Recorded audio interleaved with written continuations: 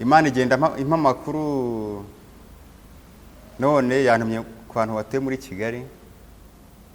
Yarambwiye ngo genda ujye muri Kigali urangurure kandi uranguza. Irambwira ngo abantu bo muri Kigali Imana irashaka kubasohora muri Kigali nk'uko Imana yasohoye Loti i Sodomu na Gomora. Imbwira ko kandi urugi rw'imbabazi nk'uko umuvandimwe yatangiye abivuga. Imbwira ko urugi rw'imbabazi ruri kwikinga rwikingwa rugiye kwikinga. Ariko kubera ko Imana ikunda abantu bayo, yarambwiye ngo ninze muri Kigali ndangurure kandi ndanguza. No kurangurura ndanguza. Mbese kuranguza namwe murabyumva. Ubwo rero yambwiye ko General Titus agiye kuza. Mbere twabonye Silisius Garusi waje ariko nta kintu arakora bakamutumaho agasubirayo. Muri Covid Imana yansobanuriye ko ariko byagenze. None irangije imbwira ukuntu Titus aje kugota bwa kabiri ukuntu byagenze. Bwa buhanuzi uvuga ngo abatwite nabo bonsa ngo bazabona ishyano nibwo bwasohoye. Nibwo umubyeyi yabyaraga umwana nyine Titus yaramaze kugota. Titus yaragose amara amezi 6 asongoza imisaraba yo kuzamanika abantu batorotse bavuye mu murwa i Yerusalemu. Hari ijambo nkunda kubwira abantu ngo iyo mbimenya ryari ijambo ryiza nuko ryaje ryatinze. Abantu bari barakeresheje ubuhanuzi Titus amaze kugota ntago byari biborohere gusohoka muri Yerusalemu, byari byarangiye. Imana rero yarambwiye ngo nze mbwira abanyakigali, ndetse yarambwiye ngo iyo ngingo ni ikintu gikomeye cyane, ndetse n'utaba muri Kigali aba no mu yindi mijyi yo mu bindi bihugu, kuko ntago biraba abanyakigali gusa. Imana yambwiye ko ari ubutumwa bureba isi yose. Imana ni ibintu bikomeye cyane. Imana yambwiye ko yemeye ko babwenge bw'isi bahuza inama kubw'imigambi bari gutegura mu kugira ngo buzuze igikombe cyabo. Ibinyereka rero ukuntu babwenge bw'isi bari guhuza imigambi kugira ngo basohoze ibyo bagambiriye gusohoza. Yanyeretse ko ari gutegura ikintu gikomeye cyane kigiye gutuma hasubiraho zaguma mu rugo zirenze n'izabaye muri Covid-19. Ariko Imana imbwira ko icyo kintu kizatuma habaho mu rugo zirenze zabaye muri Covid-19 kizatuma abakozi b'amabanki bababwira ngo nimwe mwigiriye mu ngo zanyu. Hano twabikuzaga amafaranga kuri telefoni bazababwira nta kintu bazaba bagikora. Abakozi ba Tigo na MTN bazaba bakibibereye mu ngo. Bya bintu muri Covid umuntu ahamagaraga umuntu uri mu ntara atinyoherereza nka 5 ndumva ameze nabi, ntago bizaba biri gukunda. Imana yanyerekaga ko ikoranabuhanga ku isi yose ryari ryamaze kuva kuri network. Imana yanyeretse babwenge bw'isi bari gukora icyo kintu kugezaho isi yose mbese ihuye n'umubabaro ukomeye cyane. Nawe tekereza Guma mu rugo iramutse ibaye utari bujye kuri konti ngo guhena dufaranga dukeya, utari buhamagare umuvandimwe mu ntara ngakoherereze telefone yamaze kuva kuri rezo, laptop yavuye kuri rezo, televiziyo yavuye kuri rezo, gahunda zose zijyanye n'ikoranabuhanga zavuye kuri rezo. Nawe nyumvira icyo kintu ukuntu gikomeye. Imana yambwiye ko icyo kintu kigiye kubaho mu gihe kitarambiranye kidatinze. Ariko irambwira ngo ninze ndangurure ndanguza mbwira abana b'Imana bari muri Kigali basohoke muri Kigali. Yambwiye ko muri uko kunkoresha ngo nze ndangurure mbwira abantu bave muri Kigali ko igiye kuba abazayumvira izabakura muri Kigali nkuko yakuye Loti i Sodomu na Gomora hagiye kurimbuka. Uyu mugabo ariko hari ibintu hano bigasohora. Cyane. Covid-19 itaraza nari ndi mu karere ka Karongi umurenge wa Murambi. Ariko Imana yambwiye ko hagiye kuza icyorezo kigiye gutuma insengero zikingwa.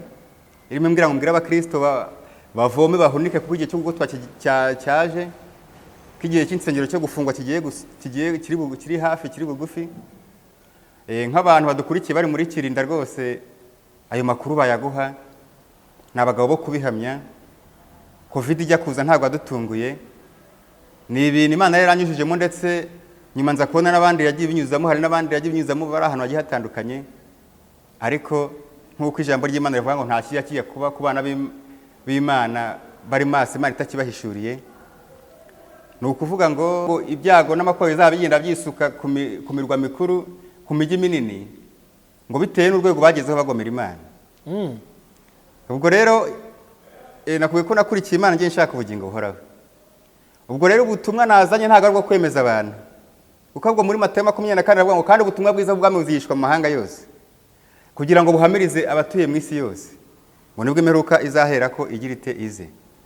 Ni ukuvuga ngo ntago ari ubwo ni uburenganzira bwawe kubwemera cye no kubuhakana uburenganzira bwawe. Ariko Imana iyo iri kiri gukorera gutanga umugabo, iri kwinginga abatuye mu mujyi wa Kigali no mu yindi mijyi yo ku rwego rw'isi buheruka.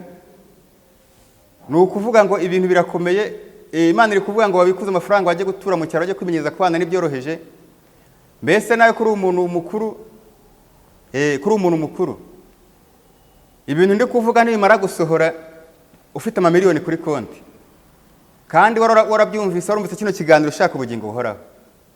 Mbese numara kubona ukuri kw'ibintu ukabona ko ibyo navugaga byari ukuri, ya mamiliyoni wari kuri konti uzemera kuyahara kugira udakoresha ifaranga rimwe? Leta iragufunga rero. Leta ntiragufunga, uri kubwira abantu ngo bajye gukora amafaranga kuri banki. Nta kundi. Ubane nta kundi. Ubwo urumva Beneri itari bugutumizeho kagufunga.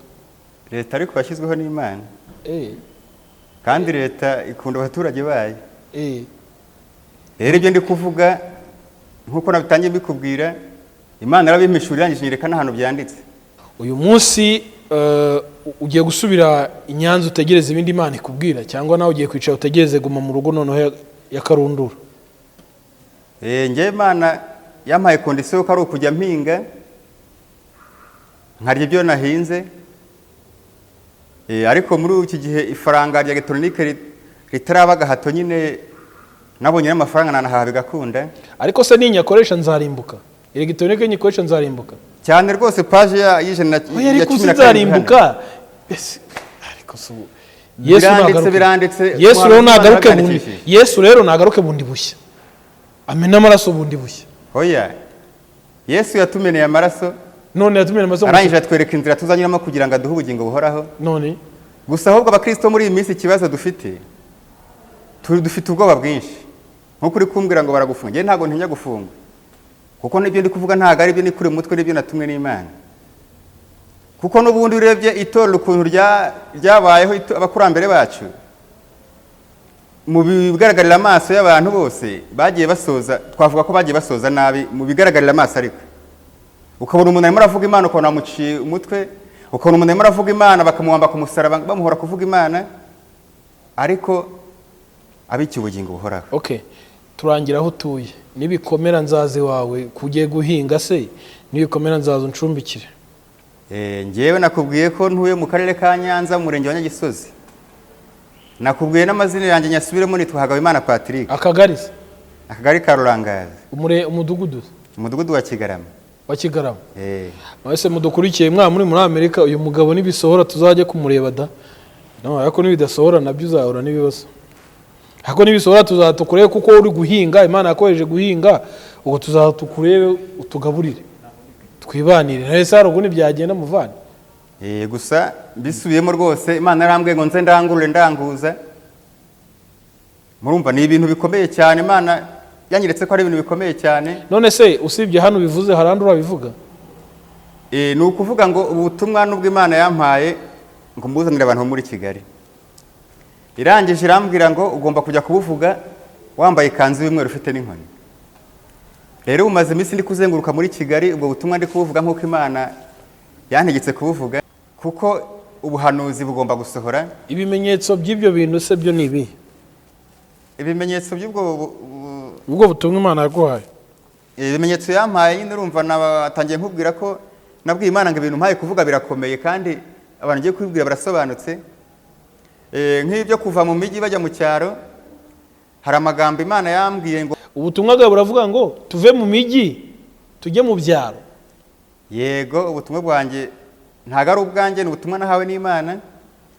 Uravuga ngo abana b'Imana bave mu mijyi bajye mu cyaro, ariko ndakusobanura n'impamvu yabyo.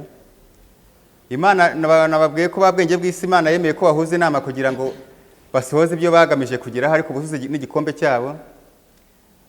Ariko Imana nababwiye nyine ibigiye kuba ko ikoranabuhanga rigiye kuba rivuye kuri network. Bitari byinshi. Akenshi nyine ndi kubaza Imana ati Imana kumpaye ibintu bikomeye nzayambisoma hehe? Yahise mbwira ibitabo njya gutira, ubundi ngiyewe muri ADPR nababwiye ko intwaro tugira ari Bibiliya ndetse n'igitabo cy'indirimbo. Rero ubwo butumwa nahawe ubwo ngiye kubabwira. nari nafashe igihe cyo kubana n'Imana, nari napanze kujya ahantu ku musozi njya nsengera, ndagenda marayo iminsi 3 nibanira n'Imana, nari nagiye kwisabira Imana imbaraga, nyisaba nyine ngo imfashe mu by'ubuzima kuko turimo turisatira mu bihe bikomeye cyane, ndi kwisabira Imana ngo imfashe. Ariko ayo masengesho nyashoje, Imana ihita imbwira ati mwana ndashaka gutuma muri Kigali. Irambwira ati bumbura Bibiliya nkwigishe icyigisho ugiye kwigana n'abanyakigali. Ihita impa muri Matayo 24, ubutumwa nahawe kuza kubwira abanyakigali bushingiye muri 24, ubutumwa bwiza bwa Yesu Kristo konetswe na Matayo igice cya 24. Titiri lavuga ngo ibimenyetso byerekana kurimbuka kwa Yerusalemu no kugaruka k'umwana w'Imana.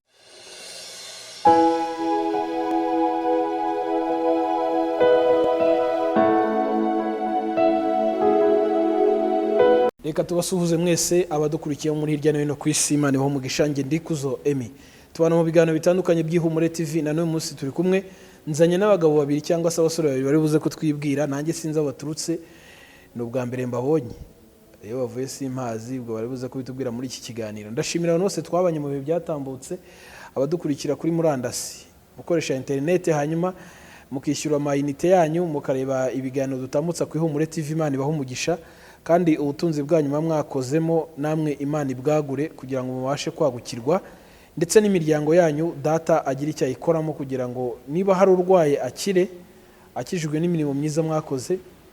Hanyuma kandi niba hari ufite ikibazo nayo gikemuke, yaba afite urubanza, yaba afite kendedi, cyangwa se yaba afite cyamunara, ibi byose Imana ibikemure kubwo imirimo yanyu mukora myiza. Mudukurikira muri hirya no hino ku isi, abari muri Leta Zunze Ubumwe za Amerika turabashuje cyane, ariko umugabane w'Uburayi namwe tubasuhuze, ariko umugabane wa Aziya ndabasuhuje cyane, abari muri Australia namwe mugubwe neza, by'umwihariko bari hano iwacu muri Afurika mwumva ikinyarwanda, abari i Kigali namwe mugubwe neza. Imana ibagire neza, murakoze cyane. Hanyuma rero ukore subscribe niba utarayikora, ukore like kuri iki kiganiro, hanyuma uze gukora comment cyangwa se uze kwandika muri comment ubaze ikibazo cyangwa se utanga igitekerezo. Inkunga ikomeye rero nuko hari umuntu umwe cyangwa babiri uri buze gusangiza iki kiganiro. Hanyuma nabibabwiye ngo nge Ndikuzo Emi, si ubwa mbere tubanye, na n'uyu munsi twongeye kuba turi kumwe, ni iby'agaciro gakomeye. Ndabishimira data ko nanjye angiriye icyizere. Hanyuma rero nyemerera dusaba umugisha, tuwusabira mwe muri kutureba n'aba tugiye kubana muri iki kiganiro, hanyuma tuze kubana twasenze. Data, turagushimye ko uri umutunzi w'imbabazi, tugushimiye uruga no kugira neza kwawe, tugushimiye imbabazi zawe n'urukundo rwawe, wabanye natwe mu bihe byatambutse, na none munsi turi kumwe, atacyo twishyuye, atakiguzi twatanze, ahubwo ari imbabazi zawe. Hari benshi batariho, kandi si uko bakiraniwe ngo babe bahanwe, ahubwo nuko igihe cyabo mu isi cyarangiye. Natwe rero kuba turi hano mu isi, tuba turi gukora umurimo wawe, ntekereza ko atari favor tukugirira, ahubwo ni opportunity, amahirwe tugiriwe kugira ngo dukore uwo murimo, dushyigikire bene data tugiye kubana muri iki kiganiro. Umwuka wera ayobore iki kiganiro, nanjye ntaba ari nge, hanyuma n'abadufasha ku buhanga bw'amajwi no ku mashusho ntaba ari bo, ndetse n'aho turi gukorera twese duhabwa umugisha, kuko n'abari kutureba nabo bakwiriye umugisha kubw'uyu mwanya udasanzwe. Ubaho umugisha kuko bitanze kugira ngo baze kuba bari kuri iyi channel, bakaba hari ibindi bagiyemo cyangwa se bagiye kureba channel nanone kandi za entertainment zibasetsa n'ibindi, ariko bagafata umwanya bakaza kureba iki kiganiro ku Ihumure TV, bakaza kurikira Ihumure TV. Ubaho umugisha, bagire neza, nibatagwa isari tuzasarura hamwe icyubahiro kibi cyawe, mu izina rya Yesu urakoze, amen. Mwatangira mwibwira abadukurikira. Reka duhere ibumoso bwacu, reka mpere ibumoso bwanjye. Harya uyu mugabo w'umweru yitwa nde? Yatubwiye ko yitwa nde? Reka rero duheraho. Wowe wambaye ikanzu. Murakoze. Nitwa Hagabimana Patrick, nkaba kavukira ari mu karere ka Nyanza, mu murenge wa Nyagisozi. Nyanza, Nyagisozi. Okay. Aha, uwo muri kumwe witwa nde? Murakoze. Amazina yanjye nitwa Manirareba Emmanuel, nkaba nanjye ntuye mu karere ka Nyanza, mu murenge wa Nyagisozi. Okay, ko muri hano bene data, reka duhere kuri wowe wambaye ikanzu y'umweru. Abadukurikiye babonye wambaye ikanzu ufite n'inkoni, urabidusobanura tumenye icyo bisobanura, kubera iki impamvu ubyambaye? Murakoze kumbaza icyo kibazo, ni byiza cyane. Ngewe bundi ndi umuhanuzi, Imana yampaye impano y'ubuhanuzi. Ubwo rero ni byinshi Imana yagiye inyuzamo intuma ku bantu bikagenda neza nk'uko Imana yabimbwiye. Rero 2018 navuye muri Kigali njya mu ntara aho mu karere ka Nyanza. Kandi aho iwanyu wavaga i Kigali ujya i Nyanza? Navaga nyine hano i Kigali njye Nyanza. Ariko iwanyu ni i Nyanza n'ubundi? Mu karere ka Nyanza. Noneho ubwo rero Imana yambwiye ko igiye kunyigisha. Wowe warageze i Kigali ute se mbere yo kuhava usubiye i Nyanza? Naraje nje gushakisha ubuzima. Ariko 2018 Imana imbwira yuko ngomba kujya mu ntara ikajya kunyigisha. Ntago nari nzi ngo igiye kunyigisha ishuri rimeze rite. Naragiye rero nyigisha guhinga, ntago nari nzi guhinga ndabimenya. Wari waravuye iwanyu utazi guhinga? Waravuye iwanyu utazi guhinga? Navuye iwacu ntazi guhinga. Wari uje muri Kigali gukora iki? Gushakisha ubuzima, uzakora ihe mirimo? Hari imirimo wari uzi gukora? Hariyo nahise nzamo nyine, hariyo nahise nkora. Nakoze imirimo igiye itandukanye hano muri Kigali, ariko Imana iza kumbwira ngo uva muri Kigali njye kwigisha. Muri uko kunyigisha rero naragiye nyine njya kwiga guhinga, sinari mbizi, irabinyigisha ndabimenya. Ntago nari nzi ngo bigamije iki. Njye nakundaga Kigali, numva ubuzima bwanjye bwose ari muri Kigali, numva ariho gakondo yanjye, numva mbese Kigali nyikunda kuruta ahandi hose. Ntabwo nari niteze ko nasubira mu karere ka Nyanza, ariko bitewe n'uburyo mbana n'Imana, iyo Imana ivuze rimwe njye numva kabiri. Ubwo rero nubwo buryo navuye mu mujyi wa Kigali nkajya i Nyanza. Ufite ababyeyi se? Bose? Bose. Uracyari umusore? Oya, ndubatse. Ufite urugo? Dusobanurire, ufite umugore n'abana? Uri kubivuga nk'utifitiye icyizere, kandi umuhanuzi agomba kuba yifitiye icyizere. Icyizere ngomba kukigira, umugore n'abana ndabafite. Mfite umugore n'abana babiri. Hanyuma rero uragiye mu ntara usubiye ujya kwiga, wize iki? Naragiye nyine Imana inyigisha ubuzima bwo mu cyaro nyine bwo guhinga mu buryo ntari niteze. Ubwo ni nabwo warongoye ariko ngira ngo? Oya, navuye i Kigali mfite umudamu n'umwana. Waramushakiye i Kigali? Ubwo rero maze kugera mu ntara nyine muri uko kwiga iryo shuri, Imana yari igiye kunyigisha ry'ubuzima bwo mu cyaro. Ubwo Imana yaje kongera nyine igira ikintu ntuma ku bantu batuye mu mujyi wa Kigali. Mbere gato kujya kwiga uvuye i Kigali, dukeneye ko abantu basobanukirwa, kubera ko abantu bahoye n'ihungabana ry'abahanuzi, ntidukeneye abadutuburira. I Kigali wakoraga iki? Kigali nkigera muri Kigali nabaye muri high security. Washatse umugore wa muri high security? Nashatse umugore ndi muri high security. Musubiye mu cyaro rero, ugeze iwanyu ku isambu? Nsubiye mu cyaro. Ujyanye n'umugore? Ujyanye n'umugore. Ubwo ngubwo rero Imana yampaye impano y'ubuhanuzi, n'ubundi kuba naravuye mu mujyi nkajya mu cyaro, n'ubundi impano yanjye yarakomeje, kandi hise mbona ukuntu njyana umushyikirano n'Imana, ntangira kubana n'Imana kurenza uko nabanaga nayo, kuko hano mu mujyi biturangaza biba ari byinshi, ibintu bituma umuntu adashaka Imana nk'uko bikwiriye biba ari byinshi. Ubwo rero Imana iza kumpa ubutumwa nzanira abantu batuye mu mujyi wa Kigali. Impana kondisiyo y'ukuntu nzajya muri Kigali nambaye. Niyo mpamvu nawe watangajwe n'ukuntu umeze. Imana yamaze kumpa ubutumwa, yarambwiye ngo ugomba kugenda wambaye ikanzu y'umweru. Ikanzu y'umweru ndayidodesha. Irambwira ati ndi kwisenga nyibaza ati Mana, noneho ikanzu y'umweru wayimpaye, none ubwo ndi Kigali kuvuga ubutumwa wambwiye. Imana irambwira ngo ntago bihagije kugenda n'ikanzu gusa, ahubwo uzagenda witwaje n'inkoni. Iyo nkoni? None se iyo nkoni n'Imana yiguhaye? Iyi nkoni Imana yambwiye ko ubutumwa impaye ngomba kubuvuga nambaye ikanzu ndetse mfite n'inkoni. Hanyuma iyo nkoni niyo waciye mu biti by'iwanyu? Iyi nkoni isobanuye iki? Imana yabwiye ko isobanuye iki? Imana ntago yambwiye ubusobanuro bwayo, gusa nyine nsanzwe menyereye ko inkoni isobanura ubutware. Ariko Imana imbwira ngo nzagende mfite n'inkoni, nta bundi busobanuro bundi. Mbese kuko umuntu ufite n'ibitabo byinshi se, ibi bitabo byinshi byo bisobanuye iki? Ibi bitabo byitwa ibitabo by'umwuka w'ubuhanuzi. yerekwa umuhanuzi witwa RY'UKURI w'Abadiventiste umunsi wa karindwi. N'ubundi ni ibitabo bisobanurira iyi Bibiliya, kuko Bibiliya hari amagambo ugenda usoma amwe namwe ugasanga arajimije, ariko n'ubundi biri muri ibi bitabo n'ubundi nibyo biri muri Bibiliya. Ibyo bitabo byose urabisoma? Okay. Hanyuma mbere yuko tuza muri ubwo butumwa Imana yaguhaye, uwo mwene data muri kumwe cyangwa mwene so mwahuye mute mbere yuko tuza kumubaza? Uyu mwene data dusanzwe ari inshuti yanjye, turasengana.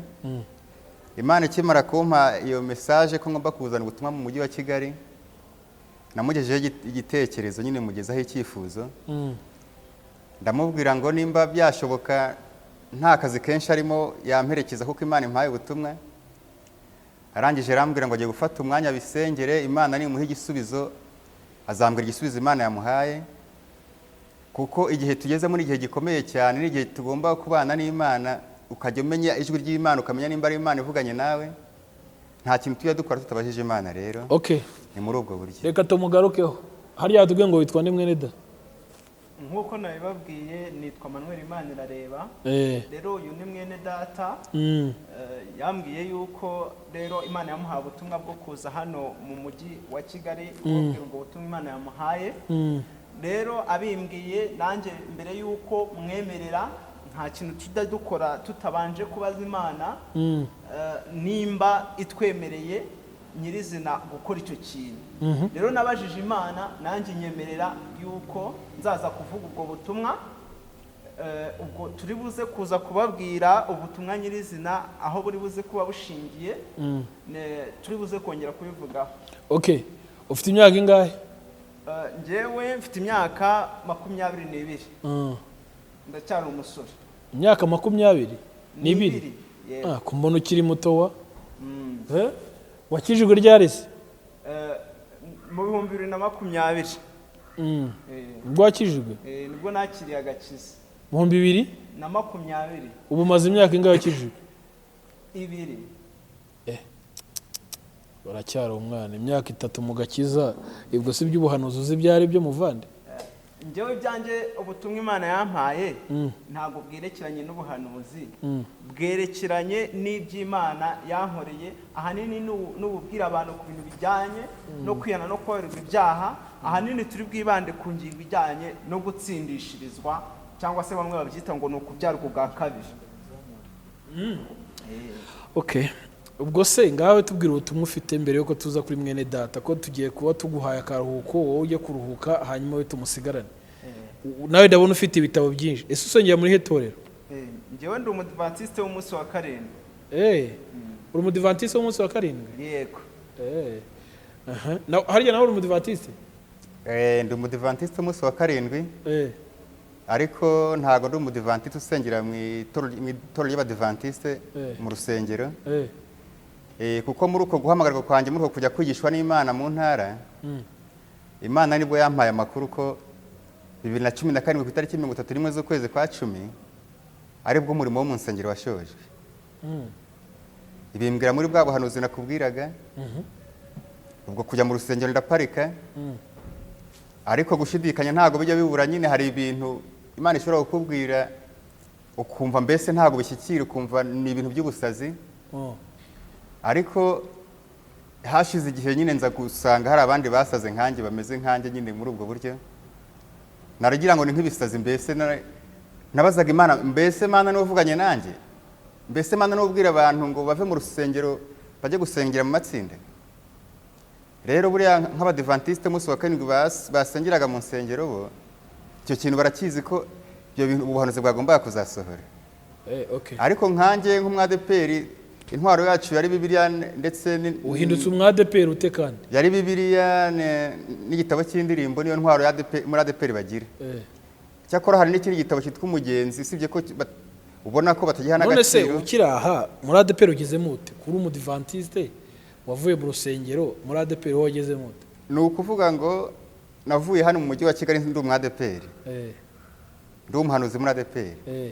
Muri kwa kujya kwigishwa n'Imana mu ntara aho mu karere ka Nyanza, Imana rero iza kumpishurira yuko ngomba kwiga nyine amashuri yayo mu ntara.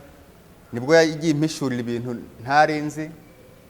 nkimara gufata umwanzuro wo kudasubira mu rusengero numva ijwi ry'Uwiteka, nibwo naje guhura n'abandi bana b'Imana nabo batakijya mu nsengero, mpita mbona ko bya bindi Imana yambwiraga byari ukuri. Kuko ngiye yarambwiye ngo umurimo warangiye 2017 ku itariki 31 z'ukwa 10 wo kujya mu nsengero, ariko sinarinze ngo biravahe birajyaho iby'Imana imbwiye ni ibiki. Ariko no bitabo by'Abadventiste umunsi wa 7 ibyo byose bigiye birimo, bo babaga barabisomye. Rero nabahaye ubuhamya mbabwiye yuko Imana yambwiye gusohoka mu rusengero, bahita bambwira ati ni ibintu byanditse turabigira mu mwuka w'ubuhanuzi. Okay, rero tugiye kugusigana wenyine mwene data Manuel, tuwe tumurekuye abagiye ku ruhande baruhuka, ariko tutaramurekura kuvuga ngo hari ubutumwa nawe ufite umaze imyaka 3 ukijijwe. Ubwo butumwa wabuhawe nande, wabuhawe ryari Manuel? Njyewe nk'uko nabibabwiye,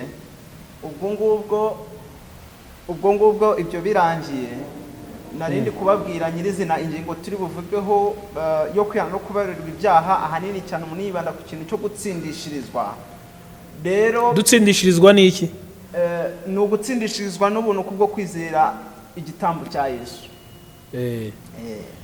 Ninde wabikubwiza? Warabyize? Ni Imana yagusanze nijoro? Wabikuye hehe wowe kugira ngo umenye ko dutsindishirizwa n'ubuntu bwa Yesu? Nabisomye mu ijambo ry'Imana.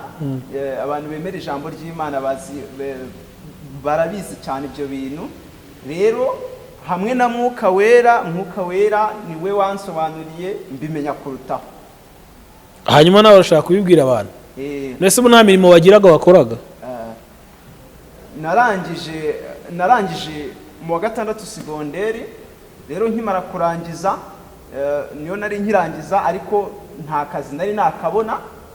Rero muri icyo gihe nari ntakabona akazi, nibwo nabashije kumenya uwo mucyo, mpita nkomereza mu murimo w'ivugabutumwa.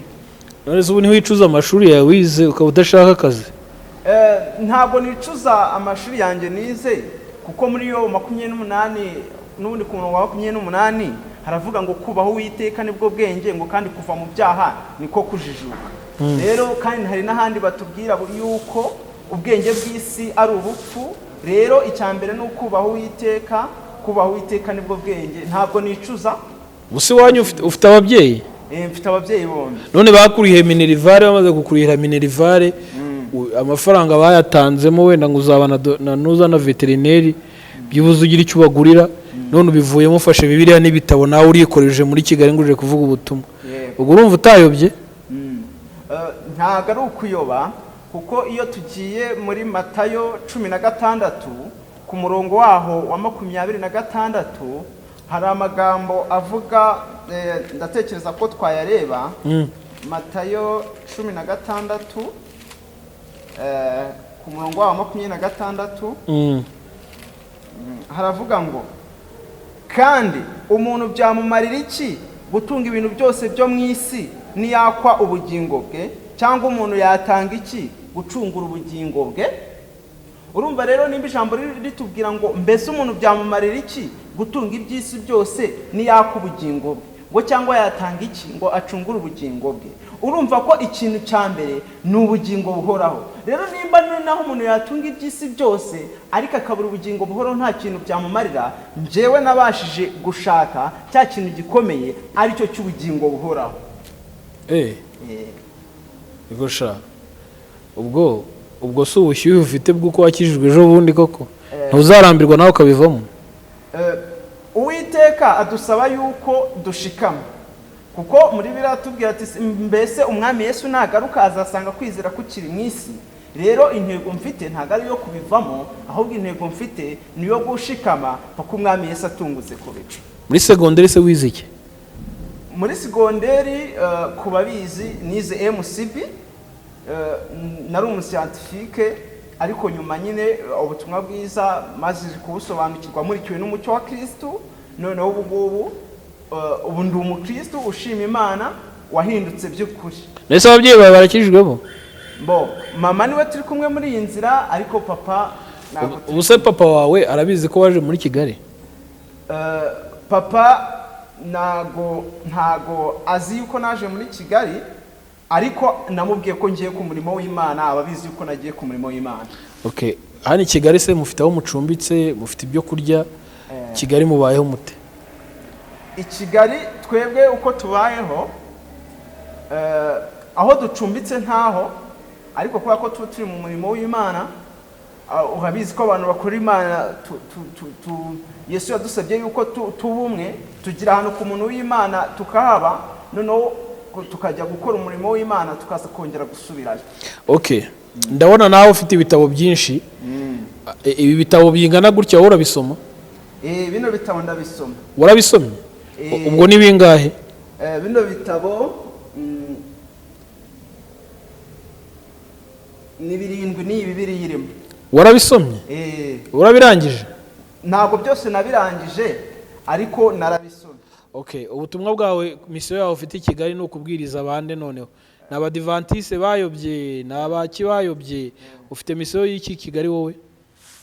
Njyewe abantu mbwiriza ubutumwa ni umuntu wese uri hano ku isi, kuko buno butumwa bwo kwihana bureba umuntu wese. Kuko iyo urebye muri Zaburi ya 51, iyo urebye muri Zaburi ya 51 ku murongo waho wa 7, batugaragariza buryo ki umuntu yavutse ari umunyabyaha, ngo dore naremanwe gukiranirwa, ngo mu byaha ni mu mama yambyari.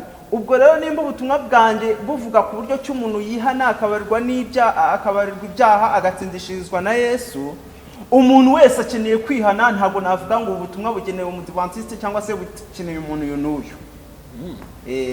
Okay, hanyuma rero uti Kigali ntidufite aho ducumbitse, kurya byo mufite amafaranga mubasha kurya muri restaurant?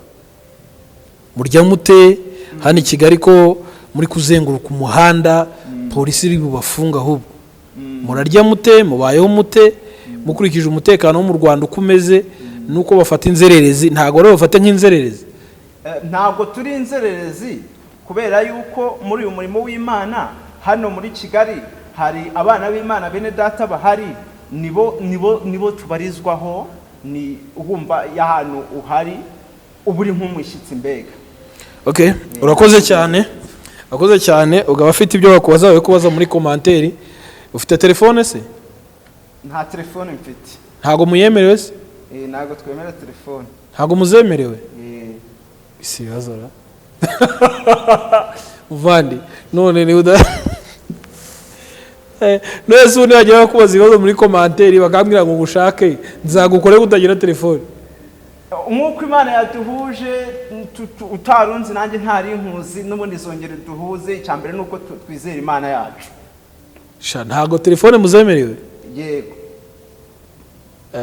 Tubaza kukurebera ibihamya bituma tutazikoresha. Okay, reka tube tukuretse ubugiye ku ruhande ujye kuruhuka, hanyuma tubaze uyu muvandimwe w'umuhanuzi. Ari icyo bashaka kongeraho? Ikintu nashakaga kongeraho rero, iyo tuje hano mu butumwa bwiza nk'uko bwanditswe na Yohana mu gice cyawo cya 3, hari umutwe uvuga ngo ibya Nikodemo. Aya magambo rero iyo tuyakurikiranye, iyo ukomeje hepfo ukagera ku murongo waho wa 3, ngo Yesu aramusubiza ati, ni ukuri ndakubwira yuko umuntu utabyawe ubwa kabiri atabasha kubona ubwami bw'Imana. Rero Yesu yabwiye Nikodemo yuko umuntu utavutse ubwa kabiri atabasha kubona ubwami bw'Imana. Rero kuno kuvuka ubwa kabiri cyangwa se kwa gutsindishirizwa, uko ubundi kuvuka ubwa kabiri abantu benshi bajya bibwira ngo iyo umuntu ngo abatijwe ngo nibwo ngo abavutse ubwa kabiri. Ariko iyo urebye muri kino gitabo cy'intambara ikomeye, uburyo ki basobanura uko kuvuka ubwa kabiri, ntabwo kuvuka ubwa kabiri ari ukuba. Komeza. Rero tunarimaze kubabwira ku isomo riri mu gitabo mu butumwa bwiza nk'uko bwanditswe na Yohana mu gice cyawo cya 3 ku murongo waho wa 3, aho Yesu yarimo bwira Nikodemo ku ngingo ijyanye no kubyarwa ubwa kabiri. Rero naringiye kubabwira muri kino gitabo cy'intambara ikomeye uburyo ki icyo kintu bagisobanuramo. Ndi kubabwira uburyo ki abizera benshi bitiranya kubatizwa mu mazi n'ingingo ijyanye no kubyarwa ubwa kabiri. Rero ubundi kubyarwa ubwa kabiri ni uguhinduka k'umutima. ubundi akenshi cyane iyo urebye mu byanditswe bavuze ijambo umutima ntabwo ari umutima inyamipopa, ahubwo iyo bavuze umutima ni ibitekerezo. Rero iyo urebye muri kino gitabo cy'intambara ikomeye kuri paji yawe ya 334 ni ku gasubi ko hepfo, ariko turibuze kwambuka tugere no kuri paji yawe 335 baranditse baravuga ngo guhinduka no kwezwa nibyo bihuza abantu n'Imana bikabatera gukurikiza amahame y'amategeko y'Imana. Ngo mu itangiriro Imana yaremye umuntu ku ishusho yayo, ngo uwo muntu yarahuje rwose na kamere y'Imana ndetse n'amategeko yayo.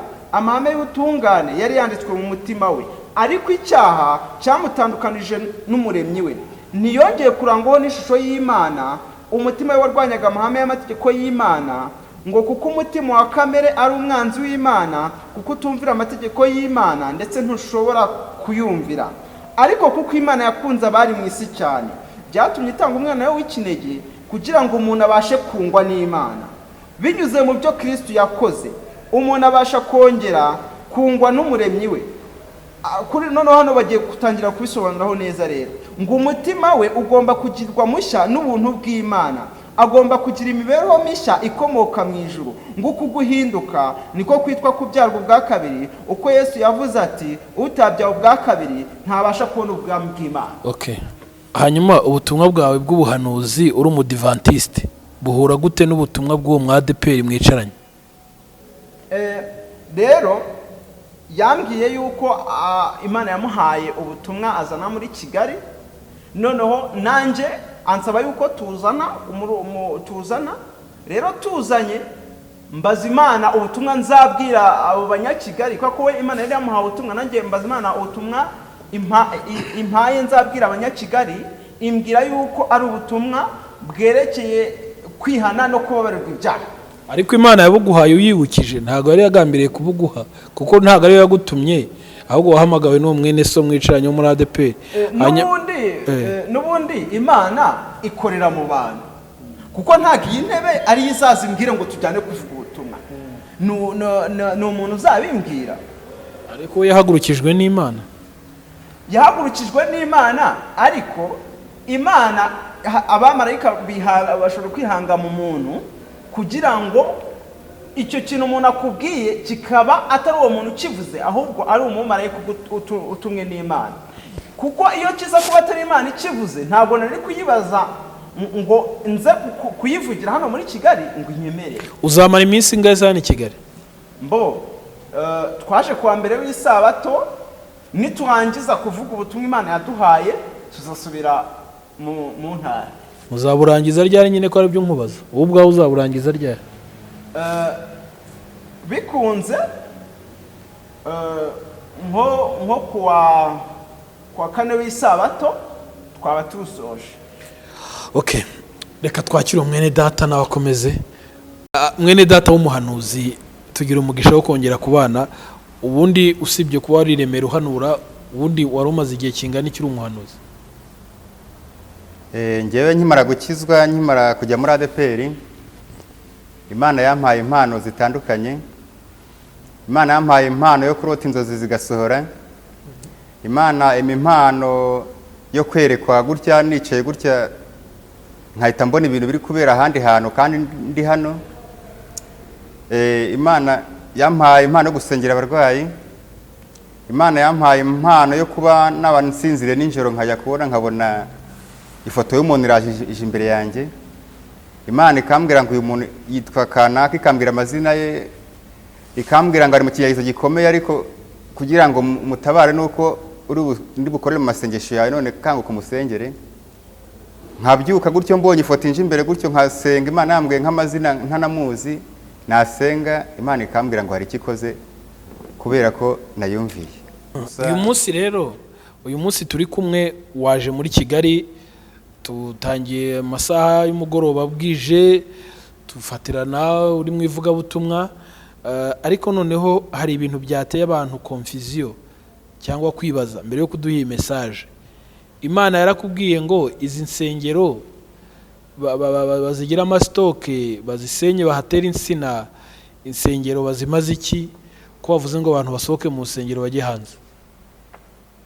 icyo bazikoresha nyine ntago nahita mvuga ngo bazikoresha iki ngiki ngo nta kimana yakubwiye. Reka mbaye ndi umufatanyabikorwa wabo. Nta kintu Imana yakubwiye se? Icyo yabimbwiyeho yambwiye ko umurimo wo mu nsengero washoje, ndetse mbwira ko turi mu gihe kigufi cy'umubabaro wa Yakobo, imbwira ko akarengane k'abana b'Imana katangiye, ariko makuru yose nayamenye nyine naragiye ku ishuri mu ntara mu karere ka Nyanza. Imana igenda impa makuru, none yantumye ku bantu batuye muri Kigali. Yarambwiye ngo genda ujye muri Kigali urangurure kandi uranguza. Irambwira ngo abantu bo muri Kigali Imana irashaka kubasohora muri Kigali nk'uko Imana yasohoye Loti i Sodomu na Gomora. Imbwira ko kandi urugi rw'imbabazi nk'uko umuvandimwe yatangiye abivuga, imbwira ko urugi rw'imbabazi ruri kwikinga rw'ikingwa rugiye kwikinga. Umuvandimwe yavuze ingingo gutsindisha wari ubuntu kubwo kwizera.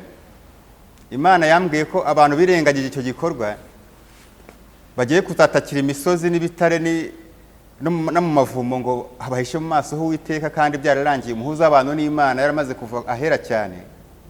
Ubu imbabazi z'Uwiteka ziri kwinginga abatuye isi ubuheruka.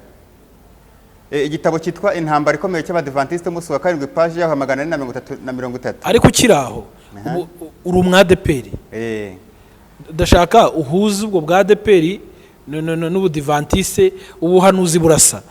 Imana ivugira muri adeperi niyo ivugira mu ibitabo abadivantiste banditse, kandi abadeperi bamwe batemera abadivantiste bavuga ko ari abatwarwa n'amategeko, n'abadivantiste bakavuga ko abadeperi bayobye kubera ko badakurikiza amategeko. None umunsi ukabuzanya ubuhanuzi Imana yakubwiye ukaba uri kubuhuza n'ibitabo byanditse mu by'abadivantiste. Ndashaka ibintu banze ubihuze kugira ngo adukurikiye bitaza kubacanganyukisha. Ni ukuvuga ngo njye nakubwiye ko nakoraga hano muri Kigali ndi umwadeperi, kandi nari umuvuga butumwa w'ubushake.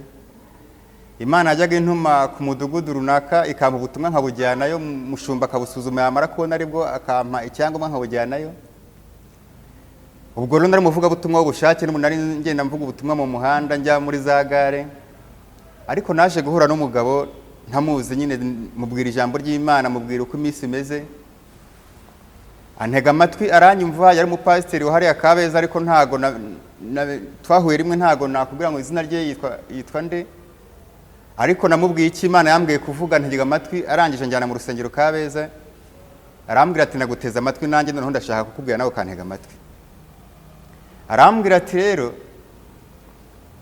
arambwira ngo ubutumwa uri kuvuga nabwumvise numva nibwo koko bwavuye ku Mana. Tariko ubwo butumwa nta kintu bwakumarira. Ubaye utaruka isabato nta kintu bwakumarira. Nk'umuhanuzi rero nk'umunyempano ntago umuntu yaza ngambwira ikintu ngo mpite mvuga ngo ndahita ngikora. Ngiye buryo mbana n'Imana, ndabanza nkabaza Imana ikansubiza, nkakora iki Imana yanshubije. Umugabo rero yarambwiye ati rero nimba uri kuvuga ubutumwa uvuga ko watumwe n'Imana, kandi nyamara uri umwadeperi utaruka isabato, nawe ubwo bugingo uri kubwira abandi ngo bihane babone ubugingo nawe ntabwo uzabona. Karabaye. Icyo kintu cyanteye ubwoba mu buzima, numva ngize ubwoba bwinshi cyane, kuko ngewe nkimara kumenya ngewe ubundi nakurikiye Imana mu buryo bukomeye cyane. Ugira ubwoba bw'iki kandi yampamagaje ibyago n'amakuba Imana ubundi. Ubwo rero ngewe naje noneho nzi ikintu kinzanye, kuko naho muri adeperi nakundaga kurwana ishyaka ry'Imana, bya bindi banyigishije nkajya mvuga ati mbifate ngundire nkomeze. Nabona umuntu mbese ukasikorosi arimo kukatisha handi hantu hatajyanye n'icyo ijambo ry'Imana banyigishije rivuga, nkumva ngize ifuhe ryinshi. Akenshi yonge bitera uburyo nahamagaye n'uburyo ninjiye muri adeperi nagiraga ifuhe ry'umurimo w'Imana. Kuba nabona umuntu ari gukora umurimo w'Imana mu buryo bunyanyije n'uko ijambo ry'Imana ribivuga, nagiraga ifuhe cyane nkahita nabimubwira. Ubwo nicyo kintu cyatumye kuba narahamagajwe ibyago n'amakuba byatumye ninjira muri adeperi, ariko nzi ko ngiye gukizwa by'ukuri. Uwo mupasiteri akimara kumbwira ati ubutumwa uri kuvuga ni ukuri, ariko ubaye utaruka isabato nawe ubwo bugingo uri kwizeza abandi ngo bihane babubone nawe ntabwo wazabona. Nahise mponga mu maso numva ngize ubwoba bwinshi. Ndavuga ati none Imana igihe maze mvuga ko nkorera Imana, ndamutse mbuze ubugingo kandi nirwa mbwira abantu mu mihanda no muri za gare ngo abantu bihane bakizwe, si cyaba ari igihombo gikomeye cyane. Ubwo rero uwo mugabo Imana imuha umugisha, yampaye igitabo cy'intambara ikomeye ndagifite hano, ama n'impano y'igitabo cy'indirimbo. Imana imuha umugisha. Ikintu namushubije naramubwiye ngo ngere ndi umunyamasengesho, nta kintu njya nkora ntabajije Imana kandi icyo Imana imbwiye gukora nicyo nkora. Ndamubwira turakoze gukora uruhare rwawe ko unyoboye ko ngomba kuruka isabato, ariko ngiye kugenda mbaza Imana ikizansubiza nicyo nzakora. Nafashe igihe rero niyiriza ubusa kuko muri ADPR icyo kintu rwose birazwi ko muri ADPR ari abantu bakunda gusenga cyane biyiriza ubusa. Nafashe igihe mfata umunsi ndiyiriza niyirije, Imana irangije irambwira ngo mwana wanjye rero ibyo yakubwiye ni ukuri, kuba uzajya mu Adventiste uzajyayo ariko igihe ntago kiragera. Mama kuri irambwira ngo nagushyize hariya muri ADPR niho ngiye kuba nkurindiye humura ndi kumwe nawe, ariko igihe cyo kujya mu Advent nikigera nzakikumenyesha. Ubwo rero muri uko kukubwira ngo nagiye mu ntara Imana ijya kunyigisha amashuri yayo, yaje kumbwira ijambo ry'Imana riboneka mu butumwa bwiza bwa Yesu Kristo bwanditswe na Matayo igice cya 5 umurongo wa 17. Hari amagambo agaragaza ko ngo isi n'ijuru byakurwaho, ariko ngo nta n'agace k'inyuguti agomba kuva ku mategeko y'Imana. Mbese ngo kandi ngo n'uwishe muri rimwe mu mategeko y'Imana ngo n'andi yose aba yarimbuye. Ubwo rero nakubwiye ko Imana yambwiye ko umurimo warangiye 2017. Ubwo ikibimbwira nahise mvuga ati sinzasubira mu rusengero, Mana urakoze kuma amakuru. Ubwo rero Imana imaze kuma amakuru ko umurimo warangiye, ariko nasanze isabato y'Uwiteka narayishe. Sanga igihe nari maze nsengera muri ADPR hari itegeko nirengagije, itegeko rya 4. Rero ubu ngubu ndi umudivantiste umunsi wa 7, ariko utajya mu rusengero. Kuko impamvu ngiye kwikubwira, hari ikiganiro Yesu yajyanye n'umusamariyakazi amusanze ku iriba ngo amuhe utuzi, aramubwira ati mputuzi nkwe. Bajyana ikiganiro aramubwira ati mputuzi nkwe. Yesu aramubwira ati amazi wowe wampa uyanyweye yabasha kuzongera akagira inyota, ariko njyewe amazi ntanga, ari Yesu bivuga, ngo uyanyweye ntabwo azongera kugira inyota ukundi. Bivuze ngo babimuhwane no kuzabona ubugingo buhoraho. Yari igice cya 4 cy'ubutumwa bwiza bwa Yesu Kristo bwanditswe na Yohana igice cya 4 umurongo wa 23. Rero niho umusamariyakazi yari arimo yereka Yesu yamunezero cyane, arimo amwereka ati dore basogokuruza basengeraga kuri uyu musozi ndetse bagasengera i Yerusalemu. Yesu aramubwira ngo igihe kiraje kandi kirasohoye ubwo abasenga data batazaba kimusengera, abasenga data mukuru mwuka batazaba kimusengera hano kuri uyu musozi ndetse i Yerusalemu. Ndetse ngabo data ngarashaka bamusenga mu mwuka no mukuri. Rero ushobora kumva ngo turabadivantiste umunsi wa 7, ukavuga ati se umuntu arimo arambwira ngo umwadepe none umudivantiste bigenze bite? Ni ukuvuga ngo ntago nigeze ninjira mu rusengero rw'abadivantiste umunsi wa 7. Urumuzi ko ari itorero ry'abadivantiste, ntago nigeze ngwinjiramo n'umunsi wa rimwe.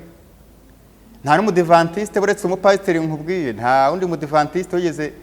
Ubundi abadivantiste buri ntarwo nabemeraga, kuko nge niberaga muri ADPR nibyinira igisirimba. Nakundaga kubyina rwose, nabyinira Imana nkatanga icya 10 n'amaturo, nkavuga ati tayari Yesu aje yanjyana mu ijuru. Ariko Imana ikunda kurebera ku ishyaka umwana w'Imana afite. Iyo Imana ibona ko ufite ishyaka ryo kuzakorera Imana, na ya micyo yatuma utazabona ubugingo, Imana igendeye guhishurira. Ubu abantu bose bajya mu rusengero turimo turavunikira ubusa. Abantu bari kujya mu rusengero bari mu rwiyunge, bari igishushanyo cy'inyamaswa cyaremwe, mbese bari mu rwiyunge mpuzamadini, kandi icyo bivuze bahakanye ubugorozi bwa Martin Luther ndetse n'abandi bagorozi. Ariko igitabo cyano cy'intambara ikomeye cyari cyarabivuze ko ubwo ngo tuzabona uprotestani bwo muri Amerika bwambukije ikiganza mu batandukanye na Roma bagakorana mu kiganza, ngo tuzamenye ko kwihangana kw'Imana kugeze hehe ku musozi. Rero ibihamya ni byinshi, ariko hano hari ikindi gitabo hafite cyitwa ubusobanuro bwa Daniel n'ibyahishuwe. Nk'umuntu uri kudukurikirana yazasoma iyo page ngiye kubarangira. Ni page yaho y'126. Icyo gitabo cyanditswe nande? Icyo gitabo ni umwuka w'ubuhanuzi, ni icy'umuhanuzi Elijah White. Ariko uyu mugore mwizera, umwizera nkande? Ntabwo twizera umugore. Mwizera ubuhanuzi bwe? Twizera ubuhanuzi bwe ko yowe na mwuka wera akamuhishurira, mbese yamusobanuriye iki gitabo cyose uko cyakabaye. Si we wanditse ko abantu bajya wahanuye iminsi igiye kugera bakajya gutegereza divi, bakajya gutegereza bikarangira Yesu ataje? Oya, ntabwo ari uko bimeze. N'ubundi bari barize ubuhanuzi nyine igihe Mesiya azazira, ariko nyine bumva ko bari bazi ko icyo gihe ari cyo Mesiya azaziraho, ariko kumva icyo gihe ntabwo ari cyo gihe Mesiya ari kuziraho, ahubwo icyo gihe Yesu yari kuva ahera yinjira ahera cyane. Kuko mu itorero n'ubundi mu matora atandukanye usanga hari abantu bagenda bakurikira hari ahera n'ahera cyane. Yego.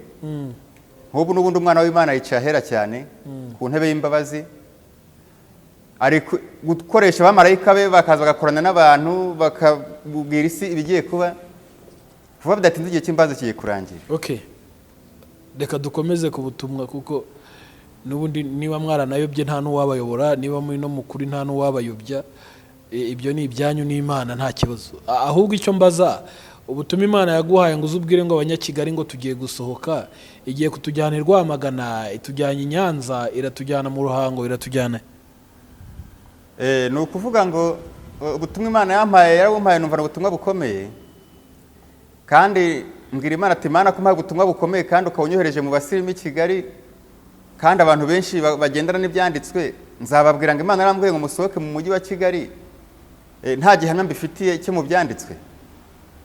Mbwira Imana ati nta kuntu wampa ikimenyetso cyo wenda cyo mu byanditswe, n'icyifuzo nari mfite ndi kubwira Imana, nta kuntu wampa ikimenyetso cyo mu byanditswe, byibura niba nambwira ati ibyo bintu ni ubuyobe, uri umuhanuzi w'ibinyoma, njye mbabwira naho byanditse.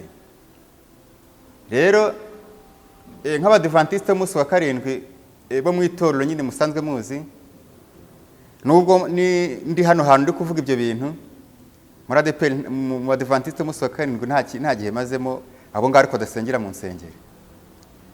Ni ukuvuga ngo rero biratangaje cyane kandi binateye ubwoba kuba nari umwadeperi nikundiraga icyubahiro cyo mu itorero, nyine narabyinaga mu itorero nkumva rwose ibintu ni byiza, nkumva Yesu yanjyana. Nakundaga kubyina iyo umudive yanyigisha akambwira ku mategeko, numvaga mise mwanga ntabwo tongera kuvugana.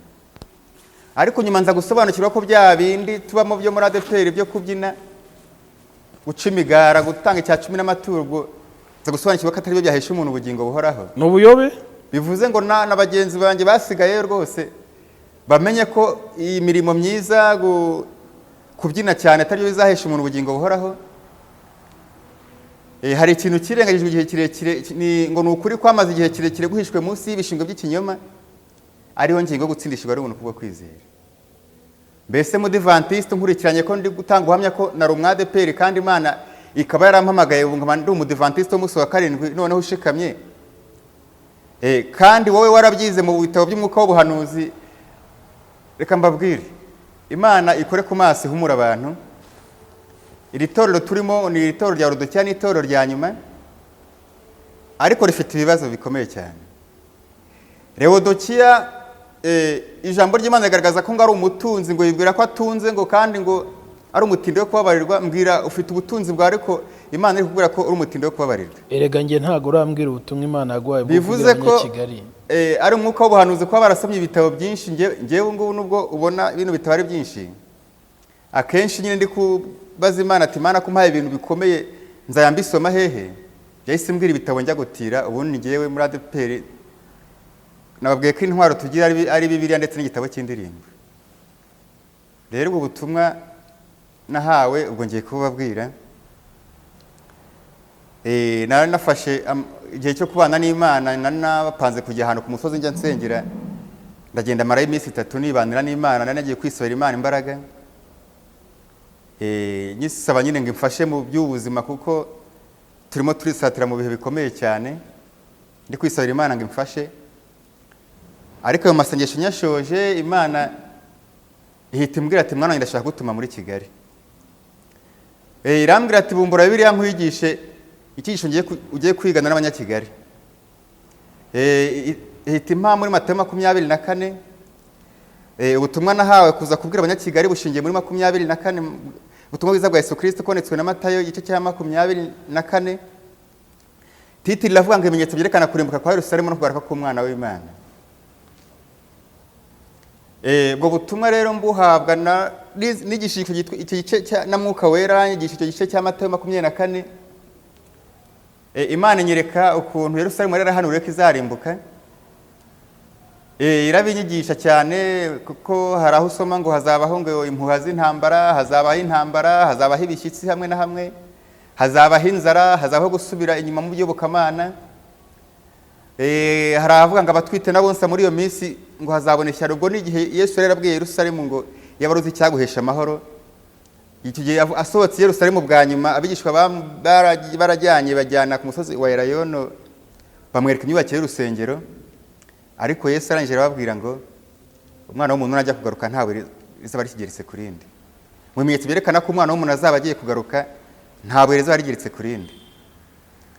Ubwo rero Imana inyigisha icyo gice cyane, inyereka noneho ukuntu byagenze Yerusalemu irimbuka, kuko n'ibimenyetso bibiri bivuga ikintu kimwe. Ibimenyetso byerekana kurimbuka kwa Yerusalemu no kurimbuka ku isi yacu yo mu minsi y'imperuka. Ubwo rero Imana yanyeretse ukuntu nyine Silisius Garusi, umusirikare generali wo mu ngabo z'Abaroma, uburyo nyine yaje kugota. Ariko mbere y'uko agota hari ibimenyetso Abayisiraheli bagomba kubanza kubona. Kuko Imana ni urukundo, Imana ikwereka ukuri, ikakwereka inzira ugomba kunyuramo, yabona utanyuzemo ikongera ikakugoragoza, kuko Imana iradukunda, turi abana b'Imana. Ubwo nyine winaniye. Ariko ubuhanuzi bwa Daniel bwari bwarahanuwe ko ngubwo bazabona ikizira cy'umurimbuzi gihagaze ahera, ngo bisoma kuriye kubyitondera, ngo uzaba ari Yudaya, uzaba ari hejuru y'inzu, uzaba ari mu murima yo kuzagira ikintu basubira gutora mu nzu zahite bahunga. Ahantu Imana yarabateguriye ubuhungiro ni ku musozi uri hakurya ya Yorodani, umusozi witwa Ipera. Niko Imana rero babwiye ngo nibabona ikizira cy'umurimbuzi kigose ahera cyangwa kigose Yerusalemu, bazahite bahungira Ipera. Rero mbere y'uko ibyo biba, hari ibimenyetso byagiye bigaragara muri Yerusalemu. Hari urugi rukinga amarembo y'umurwa Yerusalemu, rwari urugi rukingwa n'abagabo 20, rugakingurwa n'abagabo 20. Bamara barukinga n'abarukingura, kuko Yerusalemu yari ifite amategeko igenderaho ko hari amasaha yo gukinga amarembo y'umurwa. Nimba wagendereye nk'Yerusalemu, watembereye muri Yerusalemu ukaba utazi amasaha yo gukinga amarembo y'umurwa, wibaza ugasanga bakinze, washakisha ukundi kuntu wagira gute, warara muri Yerusalemu ugategereza igihe bazakingurira amarembo y'umurwa. Rero Imana yacu ni urukundo, bakajya kubona akabona urugi mu cyuku bya ninjoro rurimo rurikinga, rukongera rukikingura. Kandi rwakingwaga n'abagabo 20, rugakingurwa n'abagabo 20. Iyo barukingaga bahadikagamo ibihindizo by'ibyuma, bagacomeka mu bitare by'amabuye kugira ngo rutaza kwikingura. Bajya kubona bakabona rurikinguye, rurikinze. Nyamara ngo marayika w'Imana arimo abwira abantu batuye muri uwo murwa ngo nta burinzi bukiri mu murwa, nta burinzi bw'abana b'Imana bukiri mu murwa muri Yerusalemu, ngo nibasohoke bahungire Ipera ku musozi hakurya ya Yorodani. Abatambyi rero cyangwa abapasiteri bo nkunda kubasengera cyane, mu byifuzo nkunda kubasengera kuko birakomeye cyane. Iyo ndebye Mesiya wari warahanuwe, ari abo batambyi bavuga uburyo azavuka n'aho azavukira, noneho igihe cyo kuvuka kwe bakabihishwa.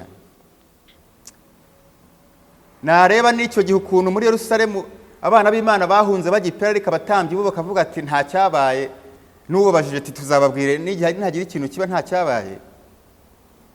Icyo gihe abana b'Imana barasohokaga bajya Ipera, ariko abatambyi bagakumira n'abashaka gusohoka, ati nyaboneka abo ni abahanuzi b'ibinyoma muramenye, bari gutamba ibitambo bya n'umugoroba. Bagiye kubona abona umucyo uvuye mu ijuru urabamurika mwinshi cyane, nibwo bwa mbere barabibonye. Uwo mucyo ubamuritse bagize ubwoba, ariko hashize umwanya babonye nyine ntaho bakibona, barongera bihesha amahoro, kandi nta mahoro ntayo, nta mahoro y'abanyabyaha ni kwiteka avuga. Noneho ikindi kimenyetso babonye gikomeye, bagiye kumva bumva, noneho kubw'urukundo rw'Imana bumva amajwi ari kuvugira mu butaka munsi y'urusengero ngo nimuva aha hantu. Nabwo ntibabyitaho. Noneho hari ikindi kimenyetso cyabonetse gikomeye cyane. Hari umugabo wari umaze imyaka 7 guhanura Yerusalemu ngo Yerusalemu igiye kurimbuka, abantu bayisohokemo. Byaje kurangira babifata nk'ibisanzwe, bamwita umusazi, ariko burya nta nduru ivugira ubusa ku musozi. Ubundi bakajya kubona bakabona ibicu byiremyemo inteko bikamera nk'amafarashi, n'abamarayika bayicayeho bafite inkota, bikajya bigenda bisekurana. Kandi marayika arimo abwira abantu ngo nasohoke mu murwa, ngo nta burinzi bugihari. Ariko kubera ko iki gitabo burya umuntu wese washaka ikintu washaka kuvuga wifashishije kino gitabo byakunda, ariko kandi kitavuye ku Mana bigashoboka. batangiye kuvuga rero ngo Imana iri kutwereka ko izaturwanirira, kandi nyamara Imana iri kubabwira ngo basohoke mu murwa ugiye kurimbuka. Rero bidatinze bagiye kubona Silisius Garusi wa mu generali w'Abaroma arazanye n'ingabo bagota Yerusalemu. Bagose Yerusalemu rero bahita bashinga amabendera bazengurutse Yerusalemu. Ingabo z'Abisirayeli zibonye izo ngabo z'Abaroma ukuntu ari nyinshi, barebye ukuntu biteguye intambara, batangira kugambirira kwishyira mu maboko y'ingabo z'Abaroma. Bagitangira kwishyira mu maboko y'ingabo z'Abaroma, rero ikintu cyakurikiyeho, wa mujenerali yagiye kubonabona intumwa ivuye i Roma, muramubwira ati umwami w'Abaroma yatanze cyangwa yapfuye, nta kintu murakora, nta ntambara murarwana, banza uhindukize ingabo zigaruka i Roma dutabarize umwami w'Abaroma. Nyuma namara gutabarizwa, nyine namara gushyingurwa, tuzimika undi mwami, nitumara kwimika undi mwami urugamba ruzasubukurwa. Ariko icyo kintu cyatumye kibaho nuko cyari ikimenyetso Imana yabahaye ko icyo kizatuma abana b'Imana basohoka muri Yerusalemu. Rero Imana yarambwiye ngo icyo kintu cyarongeye kireba muri iyi minsi yacu y'imperuka, ariko abantu bamwe barakimenya bahungira ipera, ariko abandi ntibabimenye. Ndetse hari n'ababimenye ariko bitewe n'icyo bibasaba bahitamo nyine kubyihorera. Erega ibyo bintu ni byinshi, ibyo bintu si ubutumwa bw'i Kigali tuzabugeraho ryari. Urumva icyo ndi kugusha ku ntego, dukeneye kumenya bwa butumwa tubwumve. Ubwo ibi usoma barabizi, uri kubibwira barabizi, bafite amatsiko yo kumenya ahubwo ubutumwa uwo Imana yaguhaye. N'ubundi nari ngiye kubugeraho. Imana ikimara kunyigisha icyo gice cya Matayo 24, ikangira ukuntu umujenerali bwa mbere yaza akagota abantu bamwe bagahungira ipera, abandi abatambyi bakabakumira bakabuza ku gipera, abandi bagashidikanya bakavuga ati ubuhanuzi twarabwize koko nuko bwagomba kuzasohora, ariko igihe gishobora kuba atari iki. Rero Imana yarambwiye ngo muri COVID-19 uwo mujenerali n'ubundi yaraje aragota, kuko havuga yuko ibimenyetso byerekana kurimbuka kwa Yerusalemu no kugaruka k'umwana w'umuntu. N'ubundi ngo ni pica n'ubundi igaragaza ibintu bimwe, kandi ari ibintu bibiri bitandukanye, kandi bigomba gusohora mu buryo bumwe. Rero Imana yambwiye ko muri COVID-19 n'ubundi habayeho ikintu gisa nk'inzara y'igihe gitoya, kandi no muri kugota kwa mbere kwa mujenerali w'ingabo z'Abaroma nabwo ngo niko byagenze, habayeho igihe cy'inzara cy'igihe gitoya, ariko birangira nyine basubiyeyo, birangira ibintu bisubiye mu buryo. Rero Imana yarambwiye ngo no muri COVID niko byagenze, ngo umuntu wajyaga kuri konte ye amafaranga agiye ashaka, yego ntabwo ariyo bamuhaga, ariko bakamugenera bamuha ariko akayabona. Ndetse ngo niyo umuntu uri mu ntara amubwiraga ikibazo ufite kuri telefoni, ku ikoranabuhanga rya telefoni, ukamubwira ati bimeze nabi, reba ukuntu ndwanaho, yakohereza nka 5 cyangwa yakakohereza amafaranga, yego. Ariko Imana irambwira ngo n'ubundi nk'uko irimbuka rya Yerusalemu ryagenze, no kugira ngo isi yacu irimbuke, n'ubundi ni ibintu bisa rwose bigiye kongera kuba nk'ibyabaye muri Yerusalemu ya mbere irimbuka.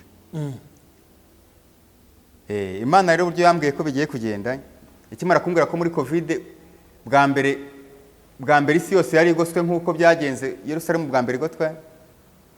Nk'uko mubizi, ingabo z'Abisirayeli zapangaga kwishyira mu maboko y'ingabo z'Abaroma, zabahise zibakurikira umugenda, babonye burukije amabendera bagahita bahindukira basubira i Roma gushyingura umwami. Baramukurikiye bagenda bica ingabo z'Abaroma umugenda, ariko abana b'Imana bahita babona icyanzu kugira ngo basohoke Yerusalemu bajye hehe, bagipera. Rero no muri COVID ngo niko byagenze, wenda hari abantu waba waruzi uko butakibabona, abana b'Imana ipera barahamenyereye rwose, ubuzima bwaho barabumenyereye. Nanjye nakubwiye ko Imana yari yagiye kunyigisha ubuzima bworoheje bwo guhinga, ubu nanjye ndabumenyereye, ariko ipera n'ubundi hari abana b'Imana benshi. Ariko kubera ko Imana ikunda abantu bayo, yarambwiye ngo ninze muri Kigali ndangurure kandi ndanguza. No kurangurura ndanguza, mbese kuranguza namwe murabyumva. Ubwo rero yambwiye ko General Titus agiye kuza.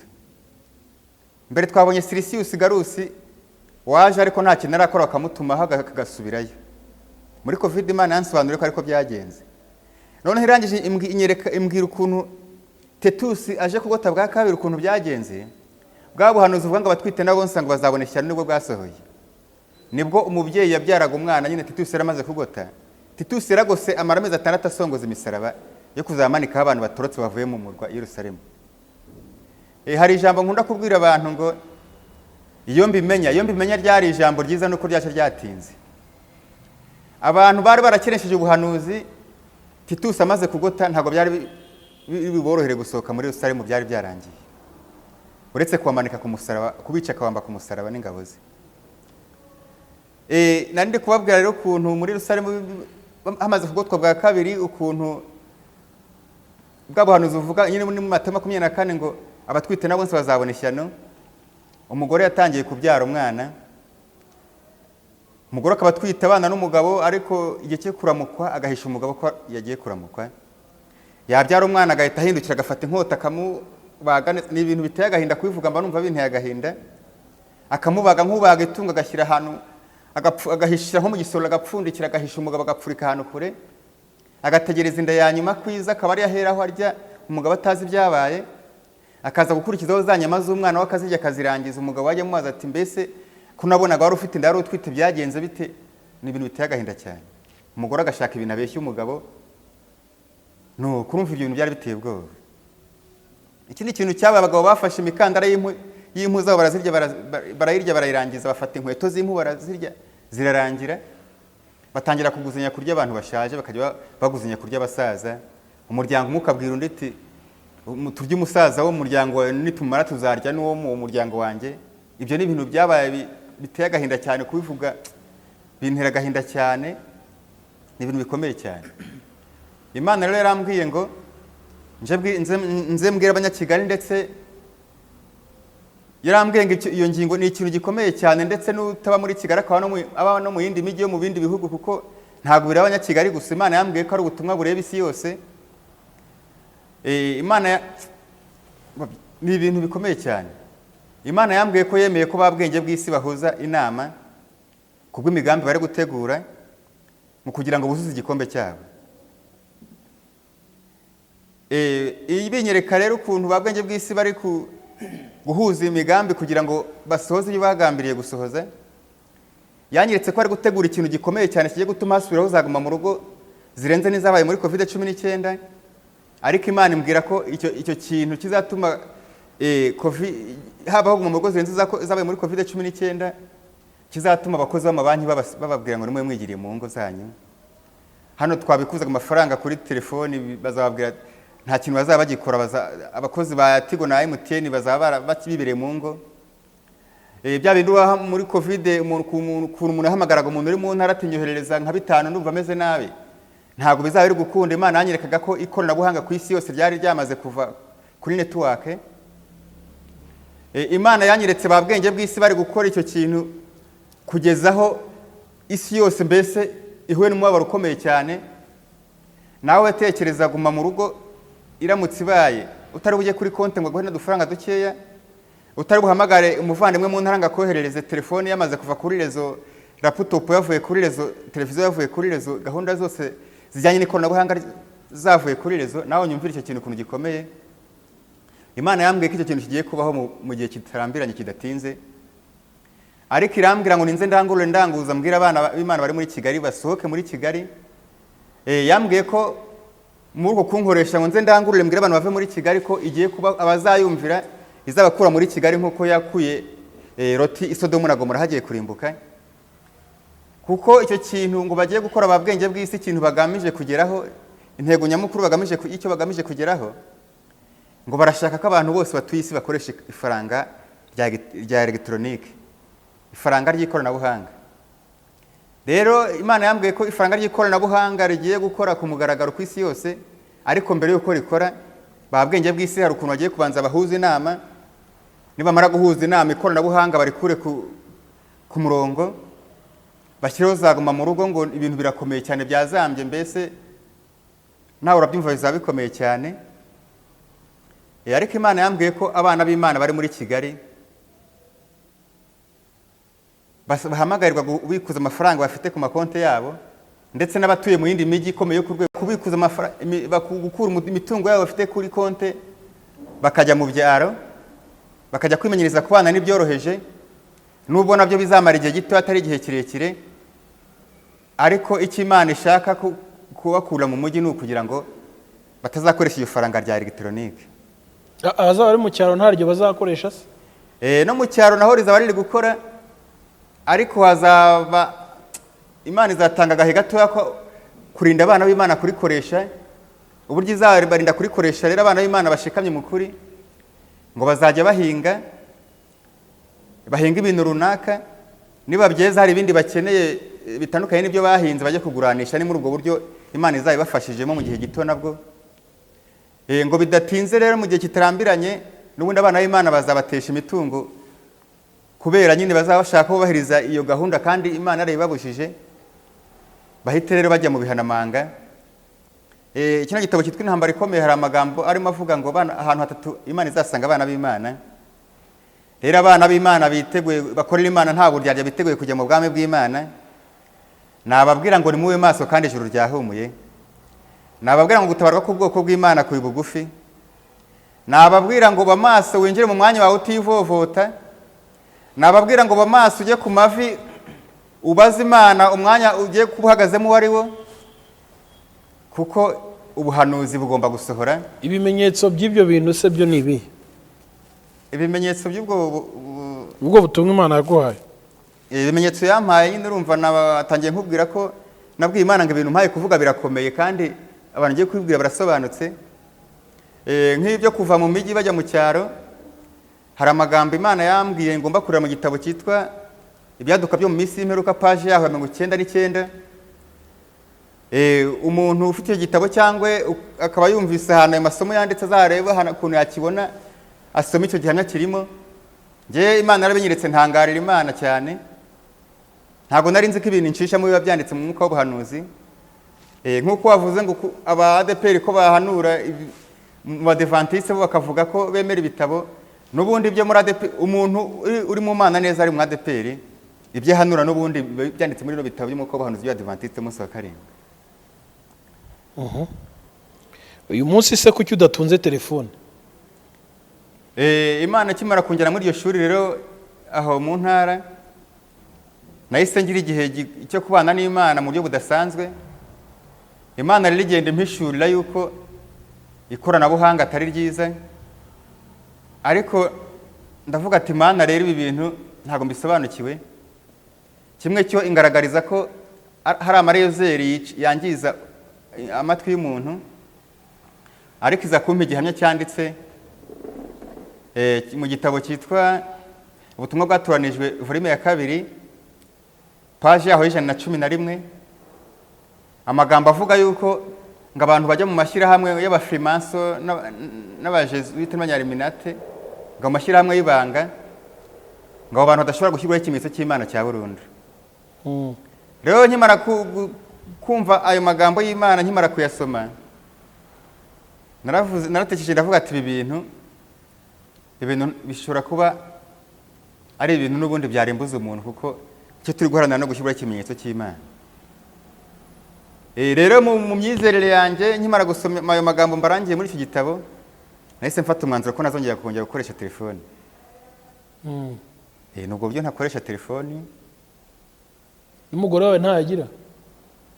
Umugore wanjye warayikoresha, kuko wenyine uburyo nabonye ko n'ubundi nkubwiye ko ari njye Imana abihishuriye, ntabwo ari we wabihishuriye, kandi buri muntu agira kwizera kwe, nawe igihe nikigera Imana ikayimubuza nawe azayireka, ariko warayikoresha. Ubu se uvugana n'umugore yawe gute? Ubundi se basogokuruza batubanjirije bavuganaga n'imiryango yabo gute? Mbese Imana imira kubwira dusubire mu isi ya kera, tujye mu cyaro, twongere tugurisha ibishimbo, baduha ibijumba, imyumbati, baduha ibigori, telefone tuyihorere, twandikisha impapuro, izo karamu se zo ntabwo ziteye ikibazo? Iby'ikaramu ntabwo nigeze mbibwirwa. Icyo navugaga ni uko bigaragara ko ubutumwa ufite ari ubudusubiza mu cyaro, hanyuma uyu munsi birasa n'ibidusubiza mu buzima bwa kera bwarangiye kurikije ibyo Imana yakubwiye. Hanyuma ubutumwa wazaniye abanyakigali n'abatuye indi mijyi hirya no hino ku isi, ukavuga ko hari ubwimuka tukajya mu cyaro. Ibi bizu tubivemo by'i Kigali, twimanukire mu cyaro twese, kurikije uko Imana yabikwerekaga n'uko wabibonaga. Biterwa n'uburyo wagiye mu itorero, biterwa n'icyo wagiye gushaka mu itorero ryaho usengera. Nimba waraje mu itorero ushaka ubugingo buhoraho, Imana igomba kuguhishurira inzira wanyuramo kugira ngo ubone ubugingo buhoraho. Ese ubugingo buba mu itorero, ubugingo buhoraho kuvuze ngo bitewe nuko waba ushatse uza mu rusengero, ubugingo se buba mu rusengero? Ntabwo buba mu rusengero, ariko umenye ko urukwiro rumwe rudacana umuriro. Iyo abana b'Imana bahuriye ahantu hamwe bungurana ibitekerezo ku ijambo ry'Imana, bigatuma bigusatiriza ya nzira kugira ngo ubone ubugingo buhoraho. Ubuse musenga mute, muhurira he na bene so, uyu mwene so n'abandi muhura mute? Rero ukuntu duhura nyine Imana iraduhuza tugasenga. Ako muvandi urimo urashaka ko abantu bose baba mu mwuka nk'urimo. Abantu twese nose kuri kamera, ko wicaye kuri kamera, ikiganiro cy'abantu batuye isi bari kugikurikira, warano bari kutureba bari muri Amerika, bari kutureba bari Burayi, urabona ko ikoranabuhanga ari ryiza. Warano bari gukurikira abanyagwe bari muri Amerika, ubutumwa bwe bari muri Amerika, abandi bari i Kigali. Ubushatse buhite unitahira ko abantu benshi bari burare babubonye, bari i Kigali, bari muri Amerika. Ubutumwa bwe buravuga ngo tuve mu migi tujye mu byaro. Yego, ubutumwa bwanjye ntago ari ubwanjye, ni ubutumwa nahawe n'Imana. Buravuga ngo abana b'Imana bave mu migi bajye mu cyaro, ariko ndakusobanura n'impamvu yabyo. Imana nababwiye ko babwenge bw'isi Imana yemeye ko bahuza inama kugira ngo basohoze ibyo bagamije kugeraho, ariko buzuze n'igikombe cyabo. Ariko Imana nababwiye nyine ibigiye kuba ko ikoranabuhanga rigiye kuba rivuye kuri network. Rero abana b'Imana baba bakiri mu migi, ibyo bintu byamaze kuba bagifite n'umutungo wabo ku makonti. Biragoye cyane. Hano hari igitabo Imana yampayemo igihamya kibisobanura cyitwa electronique, ifaranga rya electronique. Page ya 17 niho nahawe gusoma, nyine hagaragaza yuko iryo faranga rya electronique ngo rigiye gutandukanya abana b'Imana ndetse n'abana ba Satani.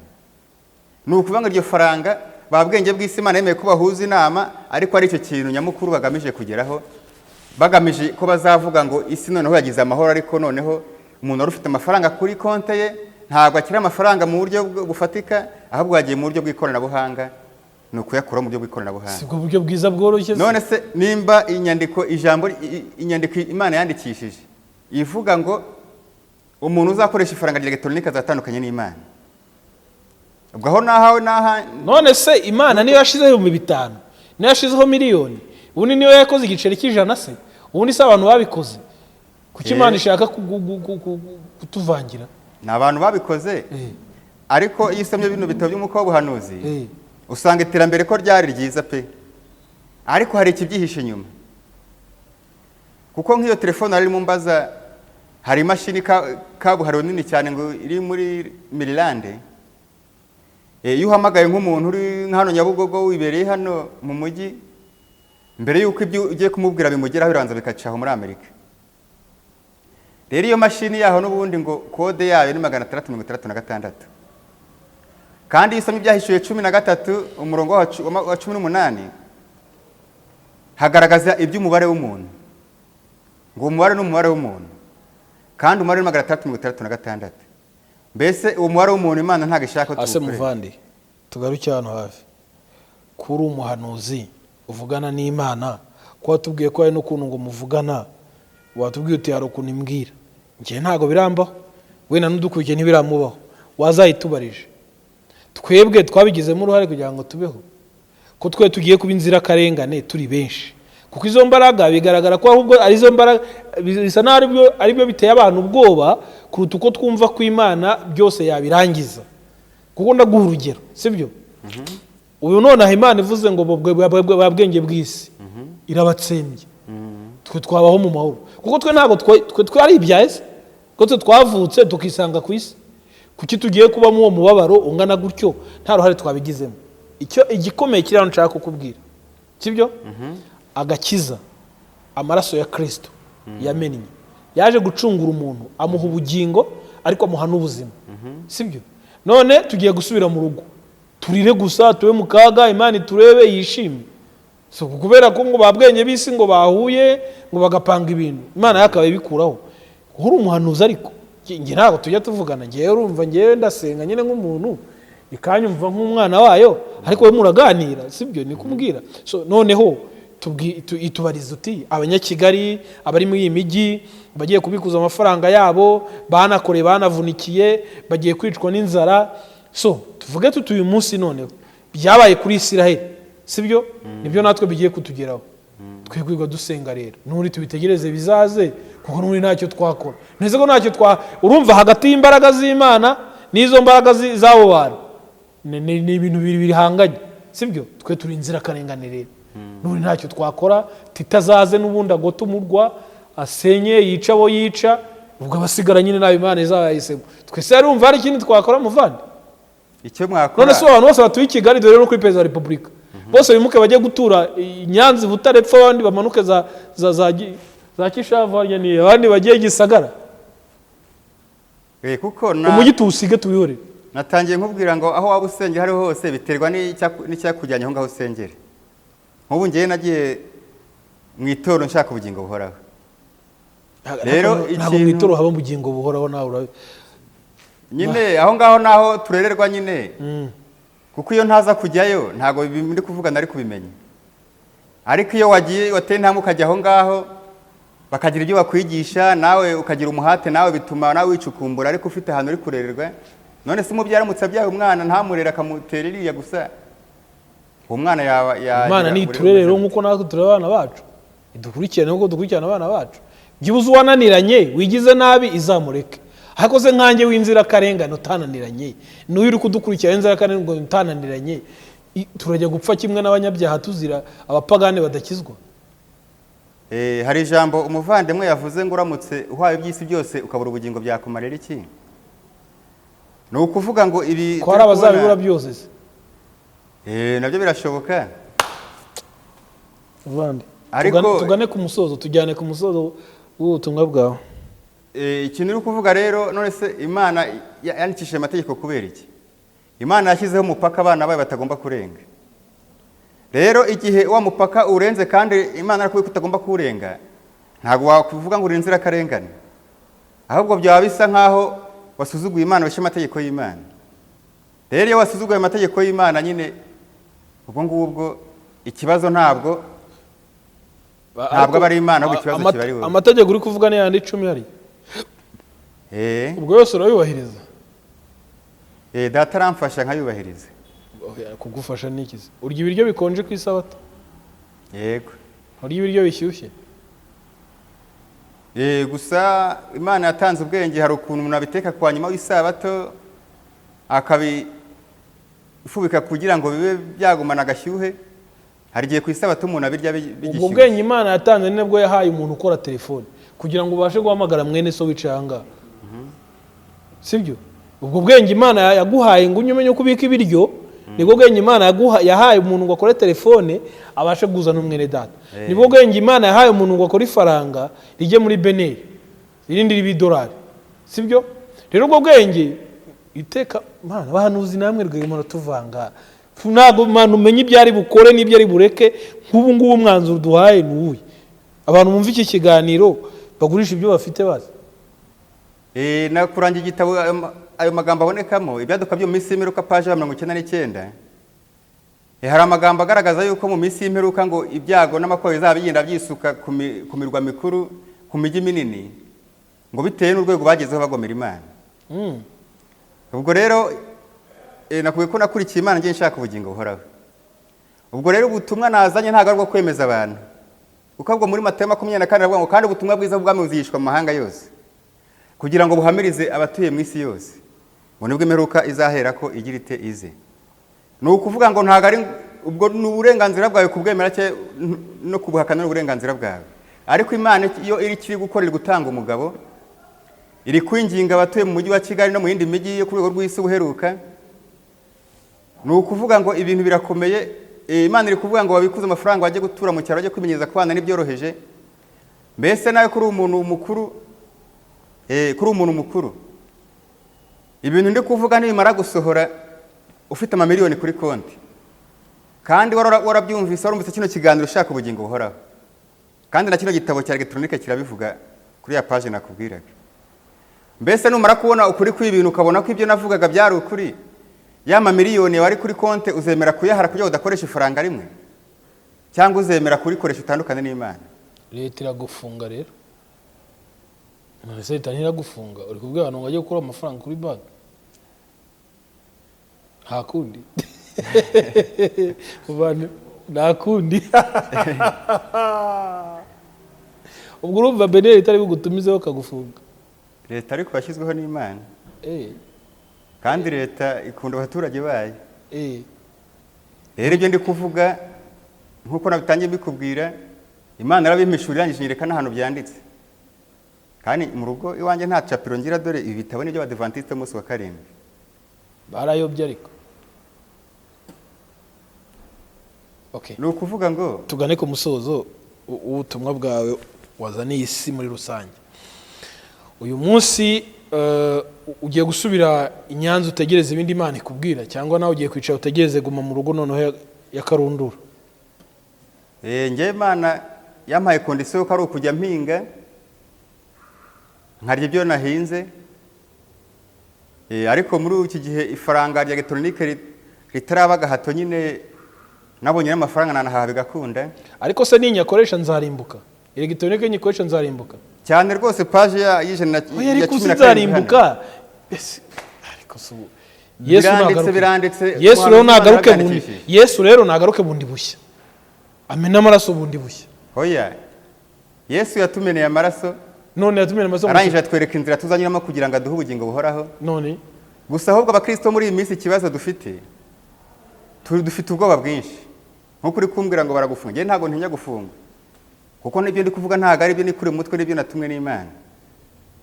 Kuko n'ubundi urebye itorero ukuntu ryabayeho abakurambere bacu, mu bigaragarira amaso y'abantu bose bagiye basoza, twavuga ko bagiye basoza nabi mu bigaragarira amaso, ariko ukabona umuntu arimo aravuga Imana ukabona amuciye umutwe, ukabona umuntu arimo aravuga Imana bakamuhamba ku musaraba bamuhora kuvuga Imana, ariko abiki ubugingo buhoraho. Okay, turangira aho utuye. Nibikomera nzaze wawe kugiye guhinga se, nibikomera nzaza uncumbikire. Ngewe nakubwiye ko ntuye mu karere ka Nyanza, murenge wa Nyagisozi. Nakubwiye n'amazina yanjye nyasubiremo, nitwa Hagabimana Patrick. Akagari ka Rurangazi. Umudugudu wa Kigarama. Wa Kigarama. Mwese mudukurikiye muri Amerika, uyu mugabo nibisohora tuzajya kumureba da. No, ariko nibidasohora nabyo uzahura n'ibibazo. Hako nibisohora tuzatukurebe kuko uri guhinga, Imana yakoreje guhinga, uko tuzatukurebe utugaburire. Twibanire ntese harugo nibyagenda muvana. Gusa bisubiyemo rwose Imana yarambwiye ngo nze ndangurure ndanguza. Murumva ni ibintu bikomeye cyane, Imana yanyeretse ko ari ibintu bikomeye cyane. None se usibye hano bivuze harandura bivuga? Ni ukuvuga ngo ubutumwa n'ubwo Imana yampaye ngo mbuzanire abantu muri Kigali. Irangije irambwira ngo ugomba kujya kubuvuga wambaye ikanzu y'umweru ufite n'inkoni. Rero umaze iminsi ndi kuzenguruka muri Kigali, ubwo butumwa ndi kubuvuga nk'uko Imana yantegetse kubuvuga. Ubwo ngubwo Kigali nimara kwirangiza nk'uko Imana yabintegetse, nzasubira mu majyepfo mu karere ka Nyanza mu rugo. Okay, ejo uzakorera hese? Ejo ntago nakubwiye nzakorera hanaha kuko umwuka ni ukuyobora. Nakubwiye ko umwuka w'Imana ari utuyobora. Uwo mwuka w'Imana ari bumpe randevu yaho nzakorera ejo. Ubwo aho ari bumbwire nzakorera niho nzakorera. Bakunzi bacu, bakunzi b'Ihumure TV, nge ndikuzo Emi, ndi kumwe n'umugabo hano. Imana haye ubutumwa bukomeye ngo bwo gusubira muri lockdown, ngo tujye mu cyaro. So buri wese yabivuga uko abyumva, yabisesengura uko abyumva. Nge ndi intumwa ya rubanda, ntanga kubibaha, ejo bigasohora bati kuzo yanze kubitanga. Ntago ndi kubaroga. Buri wese agomba kumva ibintu byinshi, sibyo akihitiramo imufitiye umumaro.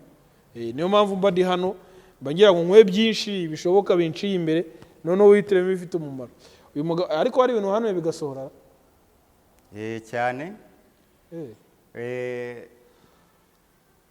COVID-19 itaraza nari ndi mu karere ka Karongi, murenge wa Murambi. Ariko Imana yambwiye ko hagiye kuza icyorezo kigiye gutuma insengero zikingwa. Irimo mbwira ngo mbwira abakristo bavome bahunike kuko igihe cyo gutwa cyaje, kigiye cy'insengero cyo gufungwa kiri hafi, kiri bugufi. Nk'abantu badukurikiye bari muri Kirinda rwose ayo makuru bayaguha, nabagabo bo kubihamya. Covid ijya kuza ntabwo adutunguye, ni ibintu Imana yaranyujijemo, ndetse nyuma nza kubona n'abandi yagiye binyuzamo, hari n'abandi yagiye binyuzamo bari ahantu hagiye hatandukanye. Ariko nk'uko ijambo ry'Imana rivuga ngo nta kijya kijya kuba ku bana b'Imana bari maso Imana itakibahishuriye. Ni ukuvuga ngo ni byinshi Imana yagiye igereka kandi bigasohora. Okay, wakoze cyane, Imana iguhe umugisha. Reka tugane ku musozo, usengera abanyakigali ariko abanyacyaro bihorere kuko ubona ndumva bitabareba, hanyuma usengere n'abari mu yindi migi. Abanyacyaro namwe mutwitegure mu minsi iri imbere, tuzaza dusangira ibijumba n'ibishyimbo. Sibyo? Tuzaza rwose, sibyo se? Ni karibu. Ikibazo nuko tuzatinda kuva mu murwa ugafunga. Tumaze kuhamenyera. Ikibazo nuko tuzatinda kuva mu murwa bakawufunga. Wewe ushobora gutinda kuvamo nibyo birashoboka, ariko ikibazo nutinda kuvamo kandi bwa butunzi bwa buri kuri konte, kandi kano gatabo, kino gitabo cyitwa ifaranga rya electronique kigaragaza yuko ifaranga rya electronique rigiye gutandukanya abana b'Imana n'abana ba Satani. Bivuze ngo rije gutandukanya. Okay. Mbese ubwo butunzi bwawe uzemera uburekere kuri konti ujye mu cyaro, cyangwa uzemera uvuge ati nta kundi nabigenza nk'uko wari mubimbwire? Ese Mana nawe nta nubwo yakubwiye ko ugiye kugabanya essence basi ngo ibiciro bijye hasi. Ibiciro byo ku masoko byatesheje abantu umutwe, ibyo ntacyo yabikubwiyeho. Erega kenshi ibintu byo muri ubuzima busanzwe ntago ari byo biba biraje ishinga Imana. Niyo mpamvu nta nubwo ifaranga rikwiye kwiraje ishinga. Kiba kiraje ishinga Imana ni ubugingo bwawe n'ubugingo bwawe. Ese amafaranga azahurahe n'Imana koko tujye tuvugisha ukuri. Erega iterambere ikoranabuhanga ryari ryiza, ariko ikibazo ni ikibyihishemo. Satani aryihishe inyuma. Satani agarusha Imana imbaraga mu bintu. Oya, Satani aryihishe inyuma kandi Imana yemeye ko akora ibyo yagambiriye gukora kugira ngo uzuze igikombe cye. Okay, dore umwanzuro. Sibyo? Bizaba uko yabigennye. Kuko twebwe niba hari icyo gukora udusaba, Imana idusaba. Sibyo? Twe twiteguye kugikora nk'abana bayo. Sibyo? Yego. Noneho yo izakora ibyo igomba gukora nk'umubyeyi, kuko Imana ni umubyeyi. Sibyo? Baratwishe nta kibazo ko nyine yabihisemo. So biraturokoye, tubayeho nta kundi. Babwenge bw'isabo bari guterana kugira ngo bavanga ibintu, nababwira iki niba bivanga n'ubundi sinzapfa kabiri, nzapfa rimwe, kandi n'ubundi ubugingo ndabufite, sinjya gusengera ubugingo ngewe, sinjya no kuburwanira kuko ndabufite already. Sibyo? So reka no tugane ku musozo, udusabire, hanyuma tukureke witahire, hanyuma mbwo Imana ikuyobora ahandi hantu uri bujye muvandi. Ko nta telefone se, nta wabashaka kurya se, murya mute, muri kuryama he muri Kigali, cyangwa Kigali babebera ibibazo? Natwe nituzi iwanyu muzabure kutwishyura kubera ko Kigali tutabacumbikiye muza kuvuga imirimo y'Imana. Ikintu uvuze rero ni cyiza kandi kukivuga byari bikwiriye, ariko iby'Imana biba biri ku murongo wabiteguye. Ibyo bibazo uvuze byose nta kibazo na kimwe dufitemo. Imana yacu ijya gutegura ko izatwohereza muri Kigali n'ibindi byose yarabiteguye. Ni ukuvuga ngo muri make nta kibazo dufite. Turashima Imana ko Imana iri kumwe natwe, turi kugenda tubona imirimo n'ibitangaza. Imana iri kumwe natwe nta kibazo. Murakoze cyane.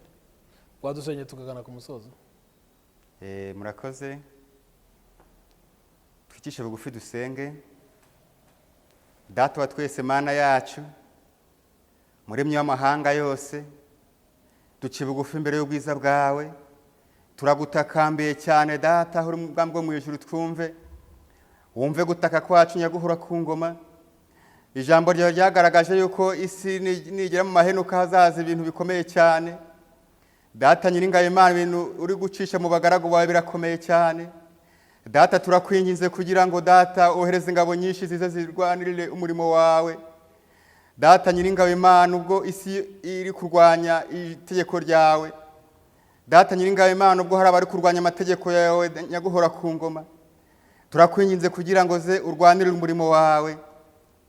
Data nyiringawe Imana, dusengeye abayobozi bayoboye isi ku rwego rw'isi bose kugira ngo bahe umugisha wawe nyaguhora ku ngoma. Sengeye abayobozi bo ku rwego rw'isi kugira ngo bakore ku maso nyaguhora ku ngoma. Ubahumure babone ko iterambere turi kwiruka hari ry'akanya gatoya. Ubahumure yuko nyaguhora ku ngoma ibyo turi kwirukira dushyira ku makonti kiri cyiza ari ugushyira kuri konti yo mu bwami bwawe. Data nyiringaye Imana, ubahishurire bakore ku maso, bahishurire ko igifite agaciro ari ubugingo kuruta ibindi byose. Data nyiringaye Imana, ndikurizwa n'abantu batuye isi, Data nyiringaye Imana, batazi umujinya ugiye kwisuka ku batuye isi. ndatakamba cyane kugira ngo abantu batuye isi nyaguhora ku ngoma bakore ku maso. Data, by'umwihariko nsengeye na perezida wacu yitwa Paul Kagame. Data Nyiringayimana niwe wamuhaye ubuyobozi, niwe wamuhaye ubutware. Ariko Data Nyiringayimana, Satani arakariye isi nyaguhora ku ngoma agamije gufata abayobozi ngo bagushe mu mutego we. Data, ndamwatuye mu mazina, Data ndamutakambiye, ndamukweretse, ndamuhetse mu ngo by'amasengesho, ndamukuzana imbere yawe Data. Ndamusengeye kugira ngo umuhumure amaso Data, umwereke uburiganya bwa Satani ari gukoresha muri iyi minsi Data, umuhe umugisha wawe. Data, ijambo rye ravuga muri Daniel 8:23 ngo ihabwa kurwanya abera ndetse ihabwa kurwanya abakomeye ndetse ngo ihabwa kurwanya benshi biraye. Data nyaguhora ku ngoma, reka umuyobozi wacu nyaguhora ku ngoma azaboneke muri abo ngabo igiye kurwanya, reka azabone ubugingo buhoraho. N'ubundi ijambo rye rigaragaza ko abana b'Imana bagiye bagukorera uhereye mu gihe cya kera nyaguhora ku ngoma. Mu bigaragara bagiye bigaragara ko bashoje nabi, bapfuye urupfu rubi, ariko nyaguhora ku ngoma babikira ubugingo buhoraho. Nsengeye komite yose y'u Rwanda nyaguhora ku ngoma kugira ngo nyaguhora ku ngoma ubafashe, ubakore ku maso, ubaha ubwenge bwo kuyobora n'ubwenge nyaguhora ku ngoma, basobanukirwe n'imigambi y'umwanzi. Data Nyiringayimana, ubuhanuzi bwawe bwarasohoye ko ihabwa kurwanya abera, ihabwa kurwanya abakomeye. Bamwe bararwanyijwe, ariko n'ubundi guhamagarira ubwoko bwawe kuva mu barenganya bakaza mu barenganywa. Data Nyiringabimana, sengeye abayobozi bo ku rwego rw'isi kugira ngo bave mu barenganya baze mu barenganywa, maze nyaguhora ku ngoma ubwo uri kudutegurira ubwami butazigera buhanguka, tuzabana n'ubwami bwo mu ijuru. Data Nyiringayimana, nsengeye abaturage basanzwe batuye mu mijyi yose yo ku rwego rw'isi kugira ngo bakore ku maso, bahumure, bagenderere nyaguhora ku ngoma, ubereke icyo gukora, ubereke ko twamaze kugera ku rugamba rusoza amateka y'isi. Data nyaguhora ku ngoma, ndabingingiye cyane ngo ubereke ko ibyo duhanzeho amaso bigiye guhinduka umuyonga, tubirebesha amaso yacu mu kanya gato nk'ako guhumbya. Data Nyiringayimana, ndakwinyize cyane kugira ngo urengere abana bawe. Data Nyiringayimana, nsengeye abana b'Imana aho bari impande enye z'isi. Data, nsengeye abagenzi bari impande enye z'isi kugira ngo zambaraga na mwuka wera uri muri Eliya kugira ngo Data uzibasukire ubwo tugiye gusakirana n'ibigeragezo bikomeye cyane. Ndakwinginze ngo uze nyaguhora ku ngoma utubere ngo bidukingira. Nibyo koko ijambo ryawe rigaragaza ko ahantu hatatu tuzasanga abana bari mu bihanamanga no muri gereza ndetse no mu rupfu. Ushoboze buri muntu wese kwinjira mu mwanya we yiteguye bitamutunguye, kugira ngo atazinjira mu kigerageza atazi ko ari uwo mwanya Imana yamuteguriye kugira ngo atazagamburura. Hari abana bari mu nzu z'imbohe bari kwazwa ibyiringiro by'aho babikomora, ndabasengeye kugira ngo bahe gushikama. Hari abana bari mu bihanamanga, ndabasengeye kugira ngo bahe gushikama, barinde ko hajya n'umusubira inyuma. Hari abana bawe bakiri mu ngo zabo nyaguhora ku ngoma, ndabingingiye kugira ngo bahe gushikama. Ndakwingize ngo he kujya n'umusubira inyuma, n'abari gusubira inyuma ndabakweretse kugira ngo Data ubagarure. Amen. Ndagushimiye kumvise gusenga kwanjye Data nyaguhora ku ngoma. Rero tumaze kubona ukuntu babwenge bw'isi wemeye ko bahuza inama kugira ngo buze igikombe cyabo cyo kugoma. Nsengeye abana b'Imana bari mu mijyi itandukanye, by'umwihariko umujyi wacu mukuru w'u Rwanda Kigali.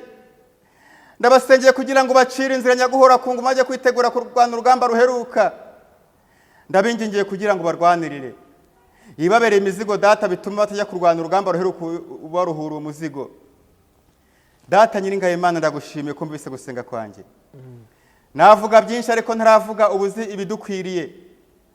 Reka nyaguhora ku ngoma ibyo nabidukwiriye nyaguhora ku biduhane n'abera bose. Nzirikanye n'abana be bari impande y'isi kugira ngo abarwayi bari impande y'isi Data ubakize, abashonji, abapfakazi n'indushyi Data ubahe ibibakwiriye. Data Nyiringayimana, ndagushimiye, uri Imana yumva gusenga. Reka mwuka wera kuganira. Warambwiye ngo ninze muri Kigali ndangurure kandi ndanguza. Data ndaranguje, ntanze abagabo ku mugaragaro. Ijambo ryawe muri Ezekiel 3:3 avuga ngo umurinzi w'umudugudu numva ko umudugudu ugiye kurimbuka ntawurire, ngo abatuye muri uwo mudugudu bazarimbuka bazira kutamenya ngo ariko amaraso yabo umurinzi azayabazwa. Data mbakarabiye imbere bari kudukurikirana, Data mbakarabiye imbere amaraso yabo sinzayabazwe. Ariko Ezekiel 3:33 haravuga ngo igihe ibyo bizazira ngo biraje kandi birasohoye, ngo nibwo bazamenya ko bari batumweho n'umuhanuzi.